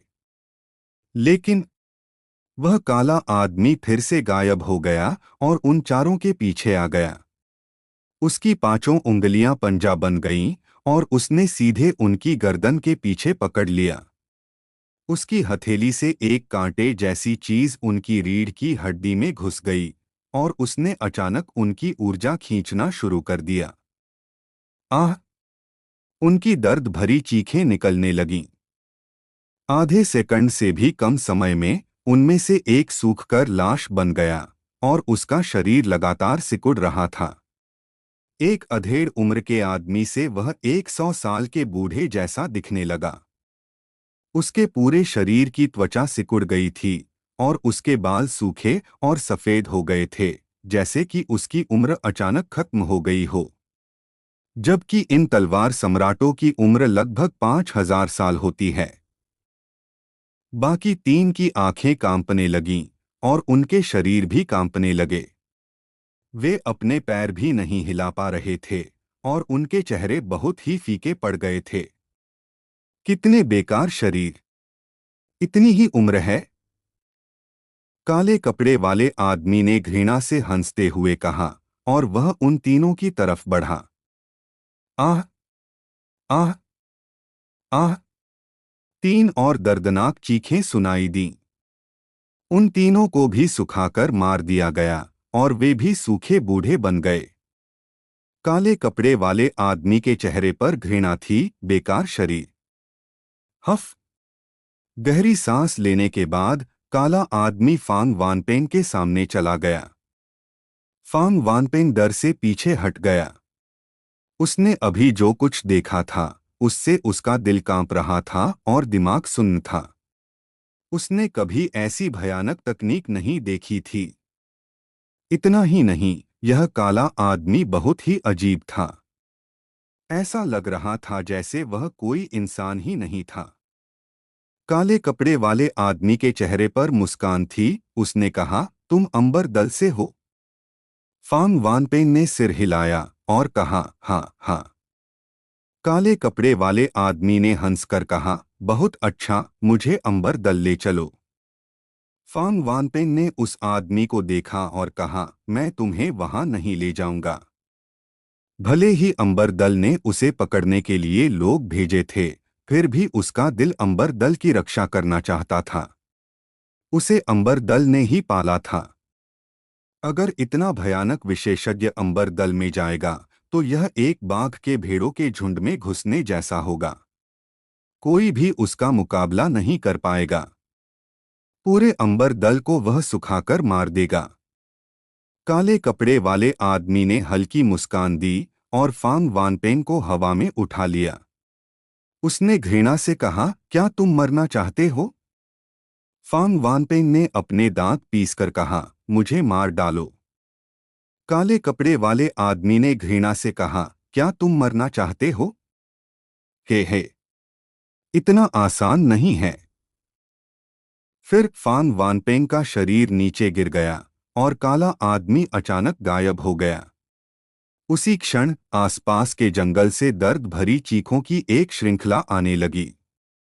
आह आह। ये लोग वही पीले कवच वाले सैनिक थे जिन्होंने उसे पकड़ा था, अंबर दल के शक्तिशाली विशेषज्ञ, लेकिन अब वे चींटियों के बराबर भी नहीं थे। यह एक पूरी तरह से नरसंहार था। आधे मिनट से भी कम समय में काला आदमी एक बार फिर धीरे धीरे फांग वानपेंग की ओर चला। उसके चेहरे पर एक ठंडी मुस्कान थी। उसने कहा, कैसा लगा? क्या तुम अब मुझे वहां ले जा सकते हो? आप लोगों को यह स्टोरी कैसी लग रही है, कमेंट करके जरूर बताएं। और बने रहे आप अपने जीवपति त्रिपाठी जी के साथ। धन्यवाद मित्रों। एपिसोड 3628, अग्नि परीक्षा से पहले की हलचल। प्राचीन प्रचंड पंथ के बाहरी परिसर में एक अजीब सी हलचल मची हुई थी। हर तरफ एक ही गूंज सुनाई दे रही थी, आंतरिक पंथ मूल्यांकन के प्रश्न आ गए हैं। यह खबर जंगल की आग की तरह फैल गई। आंतरिक पंथ मूल्यांकन में अभी 3 दिन बाकी थे, लेकिन प्रश्न पहले ही जारी कर दिए गए थे ताकि भाग लेने वाले शिष्य खुद को तैयार कर सकें। इस मूल्यांकन को 3 हिस्सों में बांटा गया था। पहला था उत्तरजीविता मूल्यांकन। यह प्राचीन प्रचंड पंथ के पास एक खतरनाक जगह पर होता था जहां राक्षसी जानवर खुलेआम घूमते थे।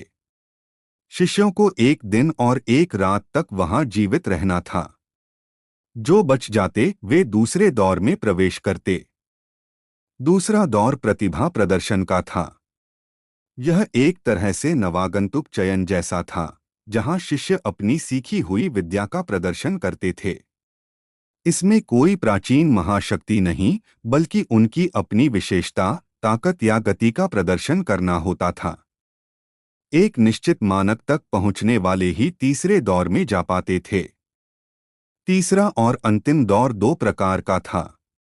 एक तो परीक्षार्थियों के बीच आपसी लड़ाई और दूसरा आंतरिक पंथ के शिष्यों को चुनौती देना। यहाँ तक कि अगर वे जीत भी जाते तो उन्हें आंतरिक पंथ द्वारा निर्धारित मानक तक पहुंचना होता। अगर वे मानक तक नहीं पहुंच पाते तो उन्हें असफल मान लिया जाता। सामान्य परिस्थितियों में तीनों दौर पास करने वालों की संख्या एक हाथ पर गिनी जा सकती थी, और उनमें से कोई भी आंतरिक पंथ में प्रवेश के योग्य नहीं होता था। आंतरिक पंथ के मूल्यांकन के मानक बहुत ऊंचे थे और बाहरी पंथ के शिष्यों के लिए यह केवल एक आशा थी। इस आशा को वास्तविकता में बदलना एक सपना था। इसीलिए हाल के वर्षों में आंतरिक पंथ में प्रवेश करने वाले बाहरी पंथ के शिष्यों की संख्या को एक हाथ पर गिना जा सकता था। इस वर्ष का मूल्यांकन तो और भी कठिन था। कई बाहरी पंथ के शिष्य हताश हो गए थे। यह मूल्यांकन ऐसा था जिसे वे शायद अपनी पूरी जिंदगी मेहनत करके भी पास नहीं कर पाते। ऊपर से इसमें भाग लेने के लिए भी उन्हें सैकड़ों अंक जमा करने होते थे, जिसमें कई साल लग जाते थे। तभी एक बूढ़े व्यक्ति की आवाज गूंजी, तुम सब इतने हताश क्यों हो? तुम सब मार्शल कल्टीवेटर की तरह नहीं दिखते। उन्होंने गंभीर स्वर में कहा, मार्शल कल्टीवेटर किस बात पर ध्यान देते हैं? यह कभी हार न मानने की भावना है। चाहे कितनी भी मुश्किल क्यों न हो, अगर तुम कड़ी मेहनत करोगे तो तुम हमेशा सफल होगे। यह बूढ़े व्यक्ति एक बाहरी पंथ के एल्डर थे, जो खुद भी एक बाहरी पंथ के शिष्य थे। उन्होंने 20 से अधिक बार आंतरिक पंथ मूल्यांकन में भाग लिया था, लेकिन कभी पास नहीं हो पाए थे। इस वर्ष के प्रश्न देखकर उनका दिल बैठ गया। इस बार भी कठिनाई बढ़ गई है। आंतरिक पंथ मेरे लिए सचमुच पहुंच से बाहर है। उन्होंने दूर स्थित विशाल पर्वत की चोटी की ओर देखा, जहां प्राचीन प्रचंड पंथ का आंतरिक द्वार था। एक ऐसी जगह जहां जाने की उन्हें योग्यता नहीं थी।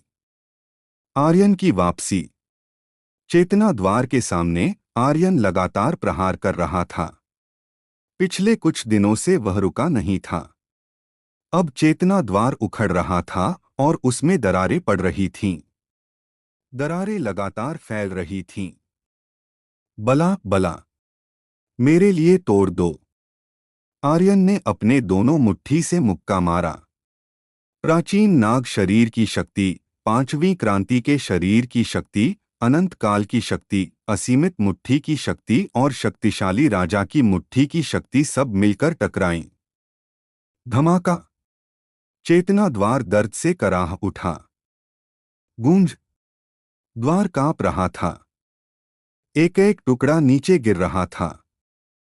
अंत में कड़ाक, सब कुछ टुकड़ों में टूट गया। आर्यन के होठों पर मुस्कान आ गई। जाना जारी रखो तुम्हारी बहन। एक विचार के साथ शौर्यन एक कदम आगे बढ़ा। उसी पल धमाका। आर्यन का शरीर अचानक ऊपर की ओर उछला और उसने गहरी सांस ली। हफ। जैसे कई सालों से सांस रोक रखी हो, उसने गहरी सांस ली। आर्यन ने चारों ओर देखा और फिर उसकी नजर बिस्तर के किनारे पर पड़ी। उसकी आंखें चौड़ी हो गईं जब उसने अपनी ईशानी को देखा। उनकी आंखें मिलीं। ईशानी की नजर थोड़ी सुत थी और वह बड़बड़ाई, क्या यह एक सपना है? क्या यह एक सपना है? क्या यह एक सपना है? वह हिलने की हिम्मत नहीं कर रही थी। आर्यन से बात करने की हिम्मत नहीं कर रही थी। उसे डर था कि यह एक सपना है। उसे डर था कि यह एक ऐसा दृश्य है जिसकी उसने कल्पना की है। उसे डर था कि अगर वह बोली तो आर्यन फिर से बेहोश हो जाएगा। वह बहुत डरी हुई थी कि यह एक सपना है। आर्यन हल्के से मुस्कुराया और कहा, लड़की, क्या मेरे चेहरे पर कोई फूल है? तुम क्या देख रही हो? एक पल में पूछी। ईशानी ने एक हाथ से अपना मुंह ढका। उसकी आंखों में तुरंत आंसू आ गए और उसका पूरा शरीर तुरंत आर्यन के गले लग गया। ऊ ऊ, बिना कुछ कहे वह तुरंत फूट फूट कर रोने लगी। रोने की आवाज से आर्यन का दिल दुखने लगा। उसने धीरे से उसकी पीठ थपथपाई और कहा, ठीक है, रोना बंद करो। आर्यन को नहीं पता था कि वह कब तक बेहोश रहा था। वह नहीं जानता था कि क्या ईशानी ने उसे बचाने के लिए निर्वाण गोली या फिनिक्स राजा का रक्त इस्तेमाल किया था। उसी समय विवेकानश की आवाज आर्यन के शरीर के अंदर से निकली। यह बहुत कर्कश, बहुत बूढ़ी थी और विवेकानश पूरी तरह से एक अलग व्यक्ति में बदल गया था। उसने कहा, स्वामी, आप आखिरकार जाग गए। उसकी आवाज अतुलनीय रूप से उत्साहित थी। इस दौरान विवेकानश ने अतुलनीय पीड़ा झेली थी। उसने खुद को दोषी ठहराया और यहाँ तक कि मरना भी चाहता था। बस इतना था कि वह आर्यन के शरीर में अपना जीवन समाप्त करने में असमर्थ था, नहीं तो उसने बहुत पहले ही आत्महत्या कर ली होती। यह बहुत असहज था। आर्यन ने कहा, विवेकानश, क्या मैं बहुत समय से बेहोश था? विवेकानश ने कहा, 2 पूरे महीने हो गए हैं। आर्यन चौंक गया और कहा, इतना लंबा? मुझे किसने बचाया? क्या यह तुम थे? विवेकानश ने कहा, स्वामी, यह सब मेरी गलती है। नहीं तो आप इतने लंबे समय तक बेहोश नहीं रहते। यह सब मेरी गलती है। मुझे आपकी जान जोखिम में नहीं डालनी चाहिए थी। मुझे उस गुप्त तकनीक का उपयोग नहीं करना चाहिए था जिसका मैंने पहले कभी उपयोग नहीं किया था। यह सब मेरी गलती है। वह पागलपन की हद तक खुद को दोषी ठहरा रहा था। आर्यन ने कहा, खुद को दोषी मत ठहराओ। क्या मैं अब जाग नहीं गया हूं? इसके अलावा मैं बहुत मजबूत हो गया हूं। मुझे आपका धन्यवाद करना चाहिए, आपने मुझे बचाया। विवेकानश ने कहा, नहीं, जिसने आपको बचाया वह यह लड़की थी। उसने 3 निर्वाण गोलियां इस्तेमाल कीं, और हर निर्वाण गोली ऊपरी भगवान स्थान में भी एक सुपर दिव्य गोली है। यह सब नहीं है, मुख्य बात उसका रक्त है। उसने आपको फिनिक्स राजा का रक्त नस दी, नहीं तो मैं अपनी गुप्त तकनीक को पूरा नहीं कर पाता। स्वामी, यह लड़की सच में अद्भुत है। मैंने पहले कभी फिनिक्स राजा का रक्त नहीं देखा था। मुझे उम्मीद नहीं थी कि यह उसके शरीर में होगा। उसकी प्रतिभा उन प्राचीन देवता जातियों से 100 गुना से भी अधिक मजबूत है। आर्यन को शुरू से ही पता था कि ईशानी दूसरों से अलग थी, लेकिन उसे उम्मीद नहीं थी कि वह इतनी अद्भुत होगी। उसने ईशानी को गले लगाया और कहा, छोटी लड़की, रोना बंद करो। मैं अब ठीक हूँ, मैं पूरी तरह से ठीक हूँ। मैं फिर से बेहोश नहीं हूँगा। ईशानी ने अपनी आंखों के कोने से आंसू पोंछे और बड़बड़ाई, पति, मैं रो नहीं रही हूँ, मैं मुस्कुरा रही हूँ। आर्यन ने उसके जिद्दी रूप को देखा और उसे फिर से कसकर गले लगा लिया। उसने धीरे से कहा, मुझे माफ कर दो, मैंने तुम्हें तकलीफ दी। ईशानी ने अपने आंसू रोके और खिलखिलाई। आर्यन की आंखें चौड़ी हो गईं, जैसे ही उसने सुना कि उसका दूसरा भाई घायल हो गया है। उसके माथे पर शिकन पड़ गई और उसने पूछा, क्या हुआ? फीनिक्स ने उसे छोड़ दिया और कहा, बहादुर और गौरांग एक मिशन पर गए थे। मुझे नहीं पता कि वह कौन सा मिशन था, लेकिन जब आप बेहोश थे तो वे दोनों लगातार मिशन कर रहे थे। उन्होंने कहा कि वे 900 अंक अर्जित करना चाहते हैं ताकि वे एक साथ आंतरिक संप्रदाय की परीक्षा में भाग ले सकें। फीनिक्स के संसार में सिर्फ आर्यन था। उसे बहादुर और गौरांग की ज्यादा परवाह नहीं थी, इसीलिए वह बहुत सी बातें नहीं समझ पाई।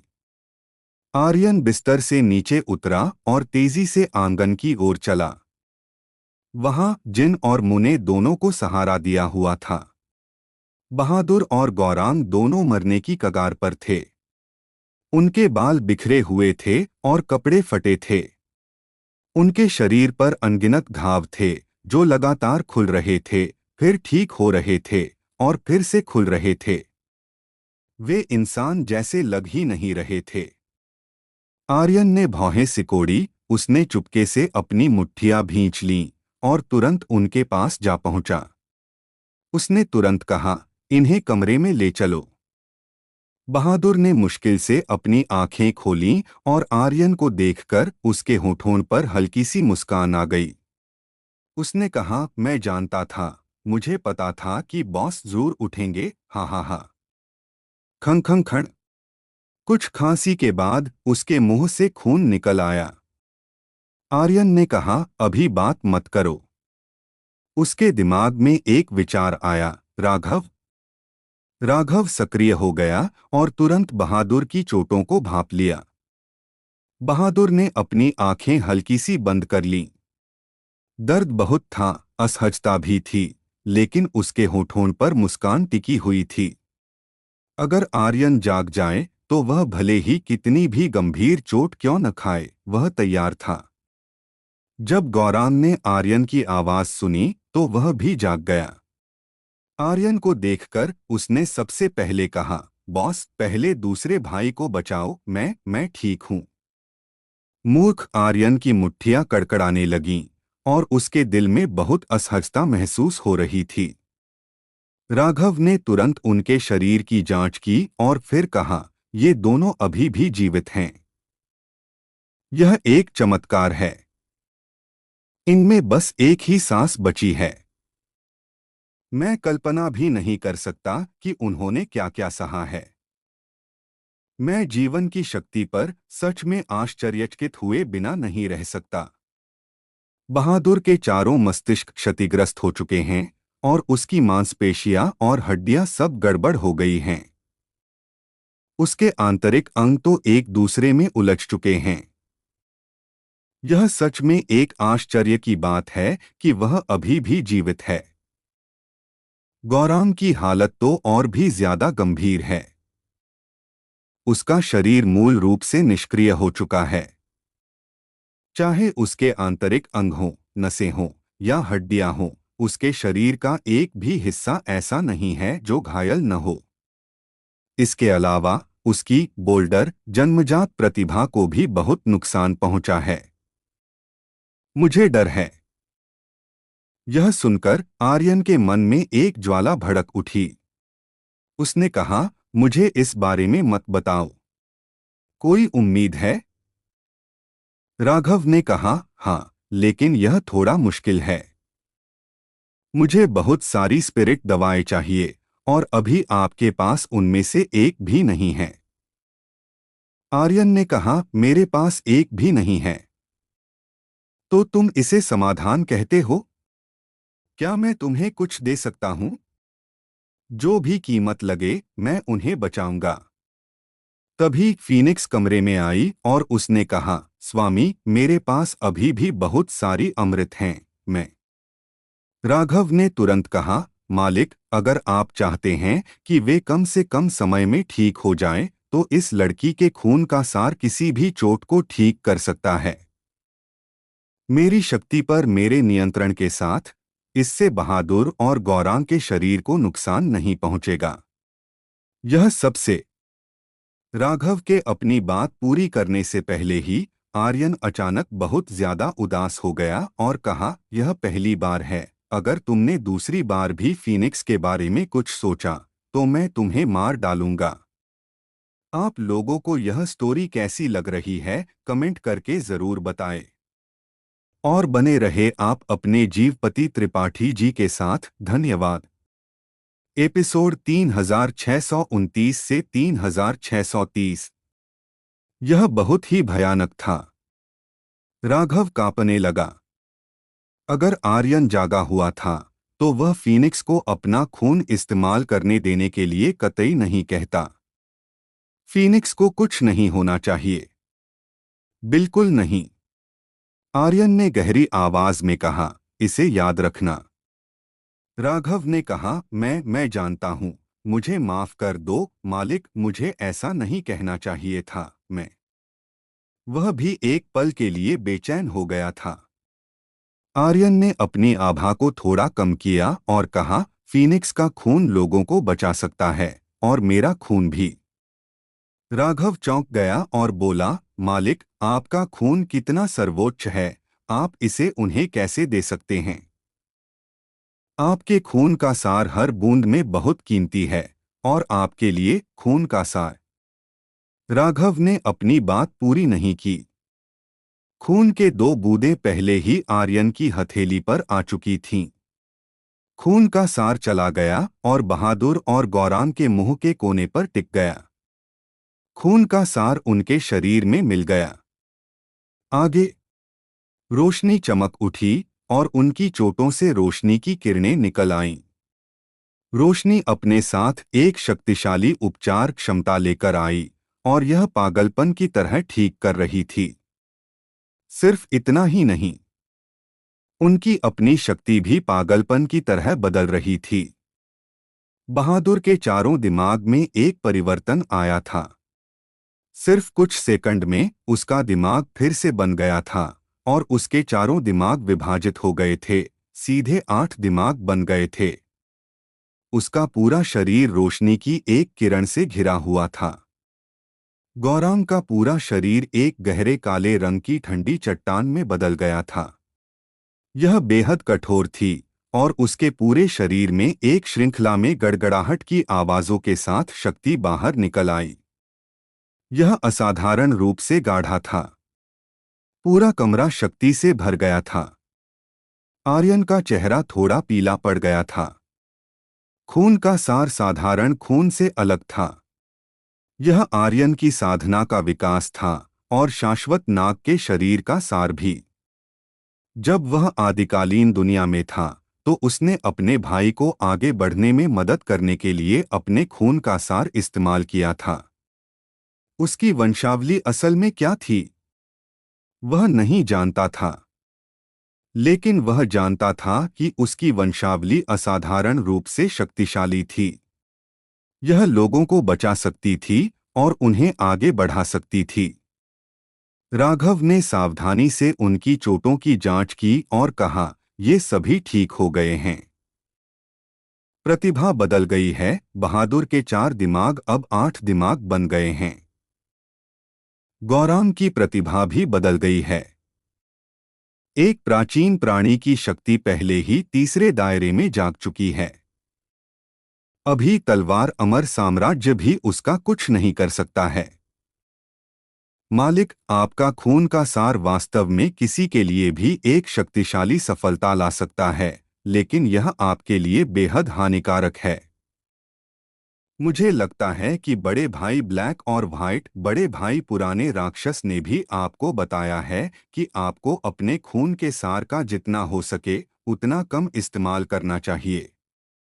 आर्यन ने उदासीनता से कहा, मैं समझता हूँ। आर्यन ऐसे व्यक्ति थे जो अपने भाइयों और परिवार के लिए सब कुछ भूल जाते थे। खून के सार की तो बात ही छोड़िए, वह अपनी जान भी देने को तैयार थे। यह देखकर कि वे दोनों स्थिर हो गए थे और उनकी आभा स्थिर हो गई थी, आर्यन की भौहें थोड़ी ढीली हो गईं। वह फीनिक्स को कमरे से बाहर ले आया और कहा, उन्हें अच्छी तरह से आराम करने दो और सोने दो। वे आंगन में चले गए। धातु, लकड़ी, पानी, आग और पृथ्वी सभी आंगन में खड़े थे। पानी एक पड़ोसी लड़की थी जिसके चेहरे पर कुछ झाइयाँ थीं। जब उसने आर्यन को देखा तो वह तुरंत घुटनों के बल बैठ गई। मेरे भाई को बचाने के लिए धन्यवाद। आर्यन ने अपने दाहिने हाथ से उन्हें खींचा और ऊर्जा की एक लहर ने सीधे उन्हें ऊपर उठने में मदद की। आर्यन ने कहा, उन्होंने मुझे भी बचाया। वे ही मुझे वापस लेकर आए थे। ठीक है, मैं और कुछ नहीं कहूंगा। अब तुम सब याद रखो कि मैंने क्या कहा। आर्यन आगे बढ़ा और कहा, राघव, मुझे पंचतत्वों की साधना तकनीक बताओ। राघव ने कहा, समझ गया। राघव ने कुछ कहा और आर्यन ने उसे दोहराया। वे पांचों बहुत गंभीरता से सुन रहे थे। यह सुनकर ऐसा लगा जैसे उन पांचों ने एक नया महाद्वीप खोज लिया हो। उनकी आंखों में अतुलनीय श्रद्धा जल रही थी। आर्यन ने कहा, पहले तुम लोग आगे नहीं बढ़ पाए क्योंकि तुम अपने शरीरों में शक्ति को जगा नहीं पाए थे। तुम सभी के पास पंचतत्वों का शरीर है और तुम में से हर एक के पास अपनी अनूठी शक्ति है। मैं चाहता हूं कि तुम सब अब अच्छी तरह से साधना करो और भविष्य में पंचतत्वों के नियमों को समझने में मेरी मदद करो। हाँ, मिशन असफल हो गया था। यहाँ दिए गए गद्यांश का हिंदी में उपन्यास की तरह रूपांतरण है। अंतिम चुनौती। मिशन असफल हो गया था। यह सोचकर आर्यन के मन में एक गहरा दर्द उठा। भले ही अंबर दल का अंतर्बोध रहस्यलोक अविश्वसनीय रूप से खतरनाक था, फिर भी बहादुर और गौरांग इतनी बुरी तरह से घायल नहीं होते। बहादुर अपनी बुद्धि के दम पर चलता था। वह कभी भी खुद को ऐसी निराशाजनक स्थिति में नहीं फंसाता।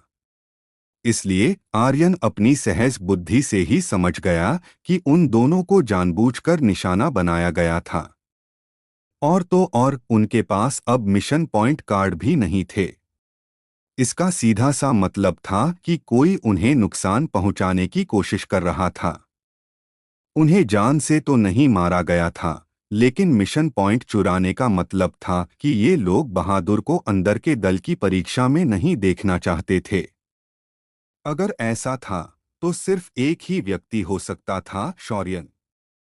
आर्यन ने चयन के दौरान शौर्यन को नाराज कर दिया था। यह सोचते ही आर्यन की आंखों में एक दुर्भावनापूर्ण चमक आ गई। भेजा गया हत्यारा भी वही होगा, है ना? तुम मुझे ऐसे क्यों निशाना बना रहे हो? तुम नहीं चाहते कि मैं अंदर के दल में प्रवेश करूं? ठीक है, मैं घुसकर दिखाऊंगा, और जब समय आएगा मैं तुम्हारे सिर के साथ जश्न मनाऊंगा। आर्यन ने अपनी मुट्ठी भींची और उसके शरीर में छिपी शक्ति बाहर आ गई। कुछ ही देर बाद वह मिशन हॉल में पहुंच गया। अंदर के दल में प्रवेश करने के लिए उसके पास पंजीकरण के लिए पर्याप्त मिशन पॉइंट होने चाहिए। 3 लोगों के लिए 900 मिशन पॉइंट, एक भी कम नहीं। और आर्यन के पास केवल 3 दिन का समय था।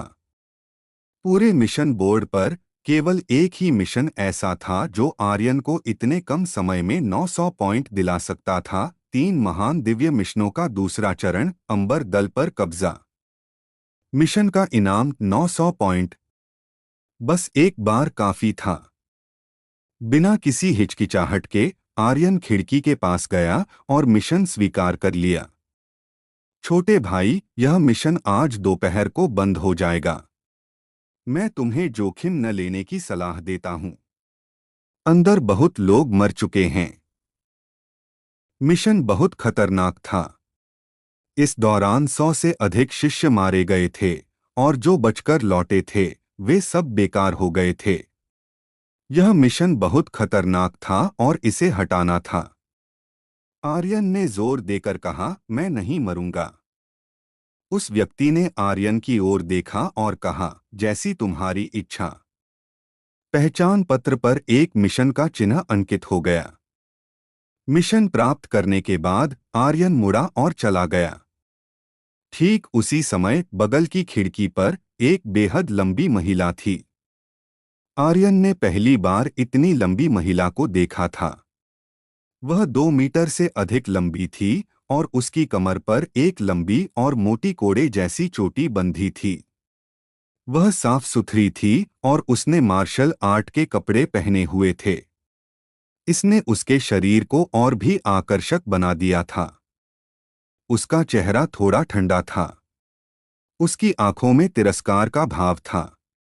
कोई भी उसके पास जाने की हिम्मत नहीं करता था, मानो वे उससे डरते हों। भीड़ में तरह तरह की फुसफुसाहटें हो रही थीं। क्या तुमने सुना? उसने शीर्ष 10 विशेषज्ञों की सूची में 8वें स्थान पर रहने वाले विवेकेंद्र को हरा दिया। और तो और उसने उसे पूरी तरह से कुचल दिया। तुम्हें यह खबर कब मिली? कल ही। शीर्ष 10 विशेषज्ञों की सूची में चौथे स्थान पर रहने वाले विवेकांश को उसने अपंग कर दिया था, क्योंकि उसने उसे चिढ़ाने वाली कोई बात कही थी। यह लड़की बहुत सख्त है। उसके सामने खड़े होने से ही मुझे बहुत दबाव महसूस होता है। अब कोई उसे उकसाने की हिम्मत नहीं करता। यहाँ तक कि बड़े भी इस पर आंखें मूंद लेते हैं। अगर वह मिशन हॉल में किसी को मार भी देती है तो वे ऐसा दिखावा करते हैं कि उन्होंने देखा ही नहीं। इस महिला का कोई शक्तिशाली वंश होगा। जैसे ही आसपास के लोग चर्चा कर रहे थे, महिला ने खिड़की से अपना पहचान पत्र वापस ले लिया। उसने अपनी आंखें घुमाईं और एक बर्फीली नजर से सबको देखा। आसपास तुरंत चुप्पी छा गई। खिड़की पर मौजूद बड़े भाई ने याद दिलाया, अंबर दल पर कब्जा करने का मिशन बहुत खतरनाक है। तुम्हें इस मिशन में अधिक सावधान रहना होगा। आर्यन थोड़ा कांपा, वह भी अंबर दल के रहस्यलोक में जाना चाहती है। लंबी महिला बिना मुड़े बड़े बड़े कदम रखती हुई मिशन हॉल से बाहर निकल गई। आर्यन भी जल्दी से उसके पीछे भागा। अंबर दल के रहस्यलोक में जाने के लिए एक ट्रांसमिशन एरे का उपयोग करना पड़ता था और ट्रांसमिशन एरे का उपयोग करने के लिए एक ट्रांसमिशन टोकन की आवश्यकता थी। इस तरह का टोकन या तो बड़ों से प्राप्त किया जा सकता था या ब्लैक मार्केट से खरीदा जा सकता था, लेकिन इन दोनों में से कोई भी तरीका आर्यन के लिए संभव नहीं था। इसलिए वह लिफ्ट लेना चाहता था। छोटी बहन, कृपया रुको। आर्यन ने उस लंबी महिला को पकड़ लिया और कहा, तुम अंबर दल के रहस्यलोक जा रही हो। आर्यन के बोलने का इंतजार किए बिना उस ठंडी महिला ने आर्यन की तरफ देखा भी नहीं और ठंडे लहजे में कहा, दफा हो जाओ। आर्यन ने कहा, छोटी बहन, मैं अभी भी तुम्हारा बड़ा भाई हूं, इस तरह बात करना तुम्हारे लिए असभ्य है।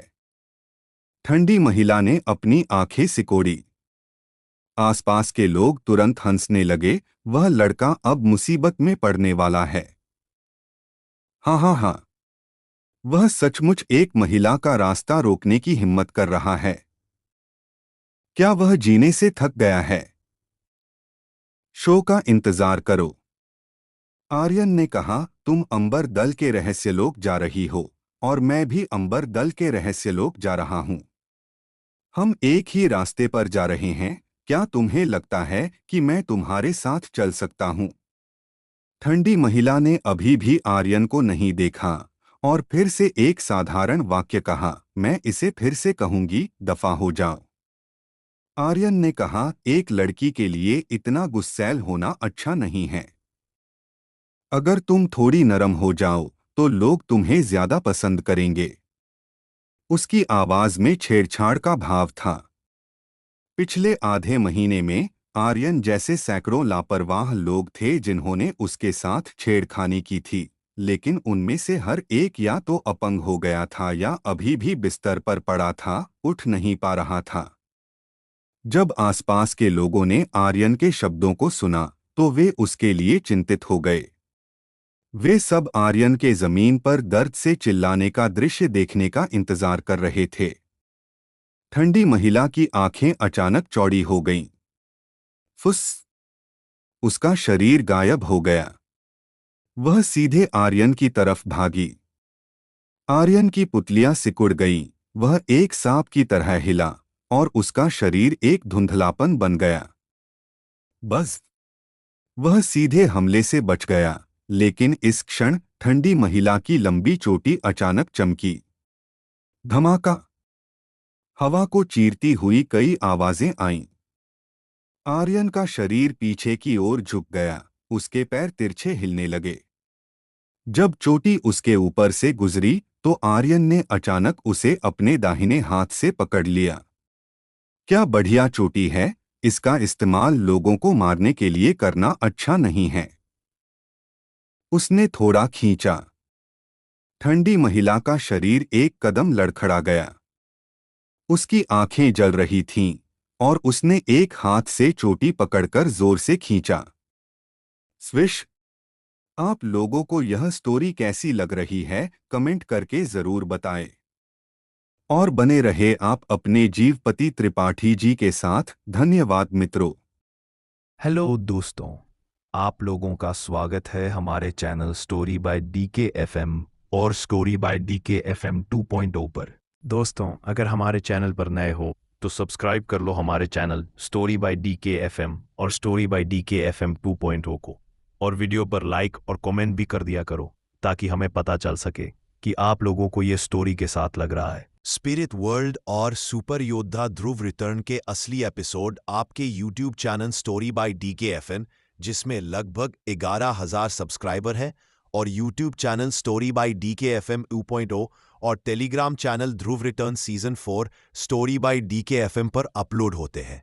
अगर आप लोग दूसरे चैनलों पर एपिसोड सुन रहे हो तो उस चैनलों को अनसब्सक्राइब कर दो और मेरे channel YouTube channel story bye DKFM जिसमें लगभग 11,000 सब्सक्राइबर हैं, और YouTube channel story bye DKFM 2.0 और Telegram channel Dhruv return season 4 story by DKFM से जुड़ने की कोशिश करो ताकि आप ओरिजिनल एपिसोड और सबसे पहले एपिसोड पा सको।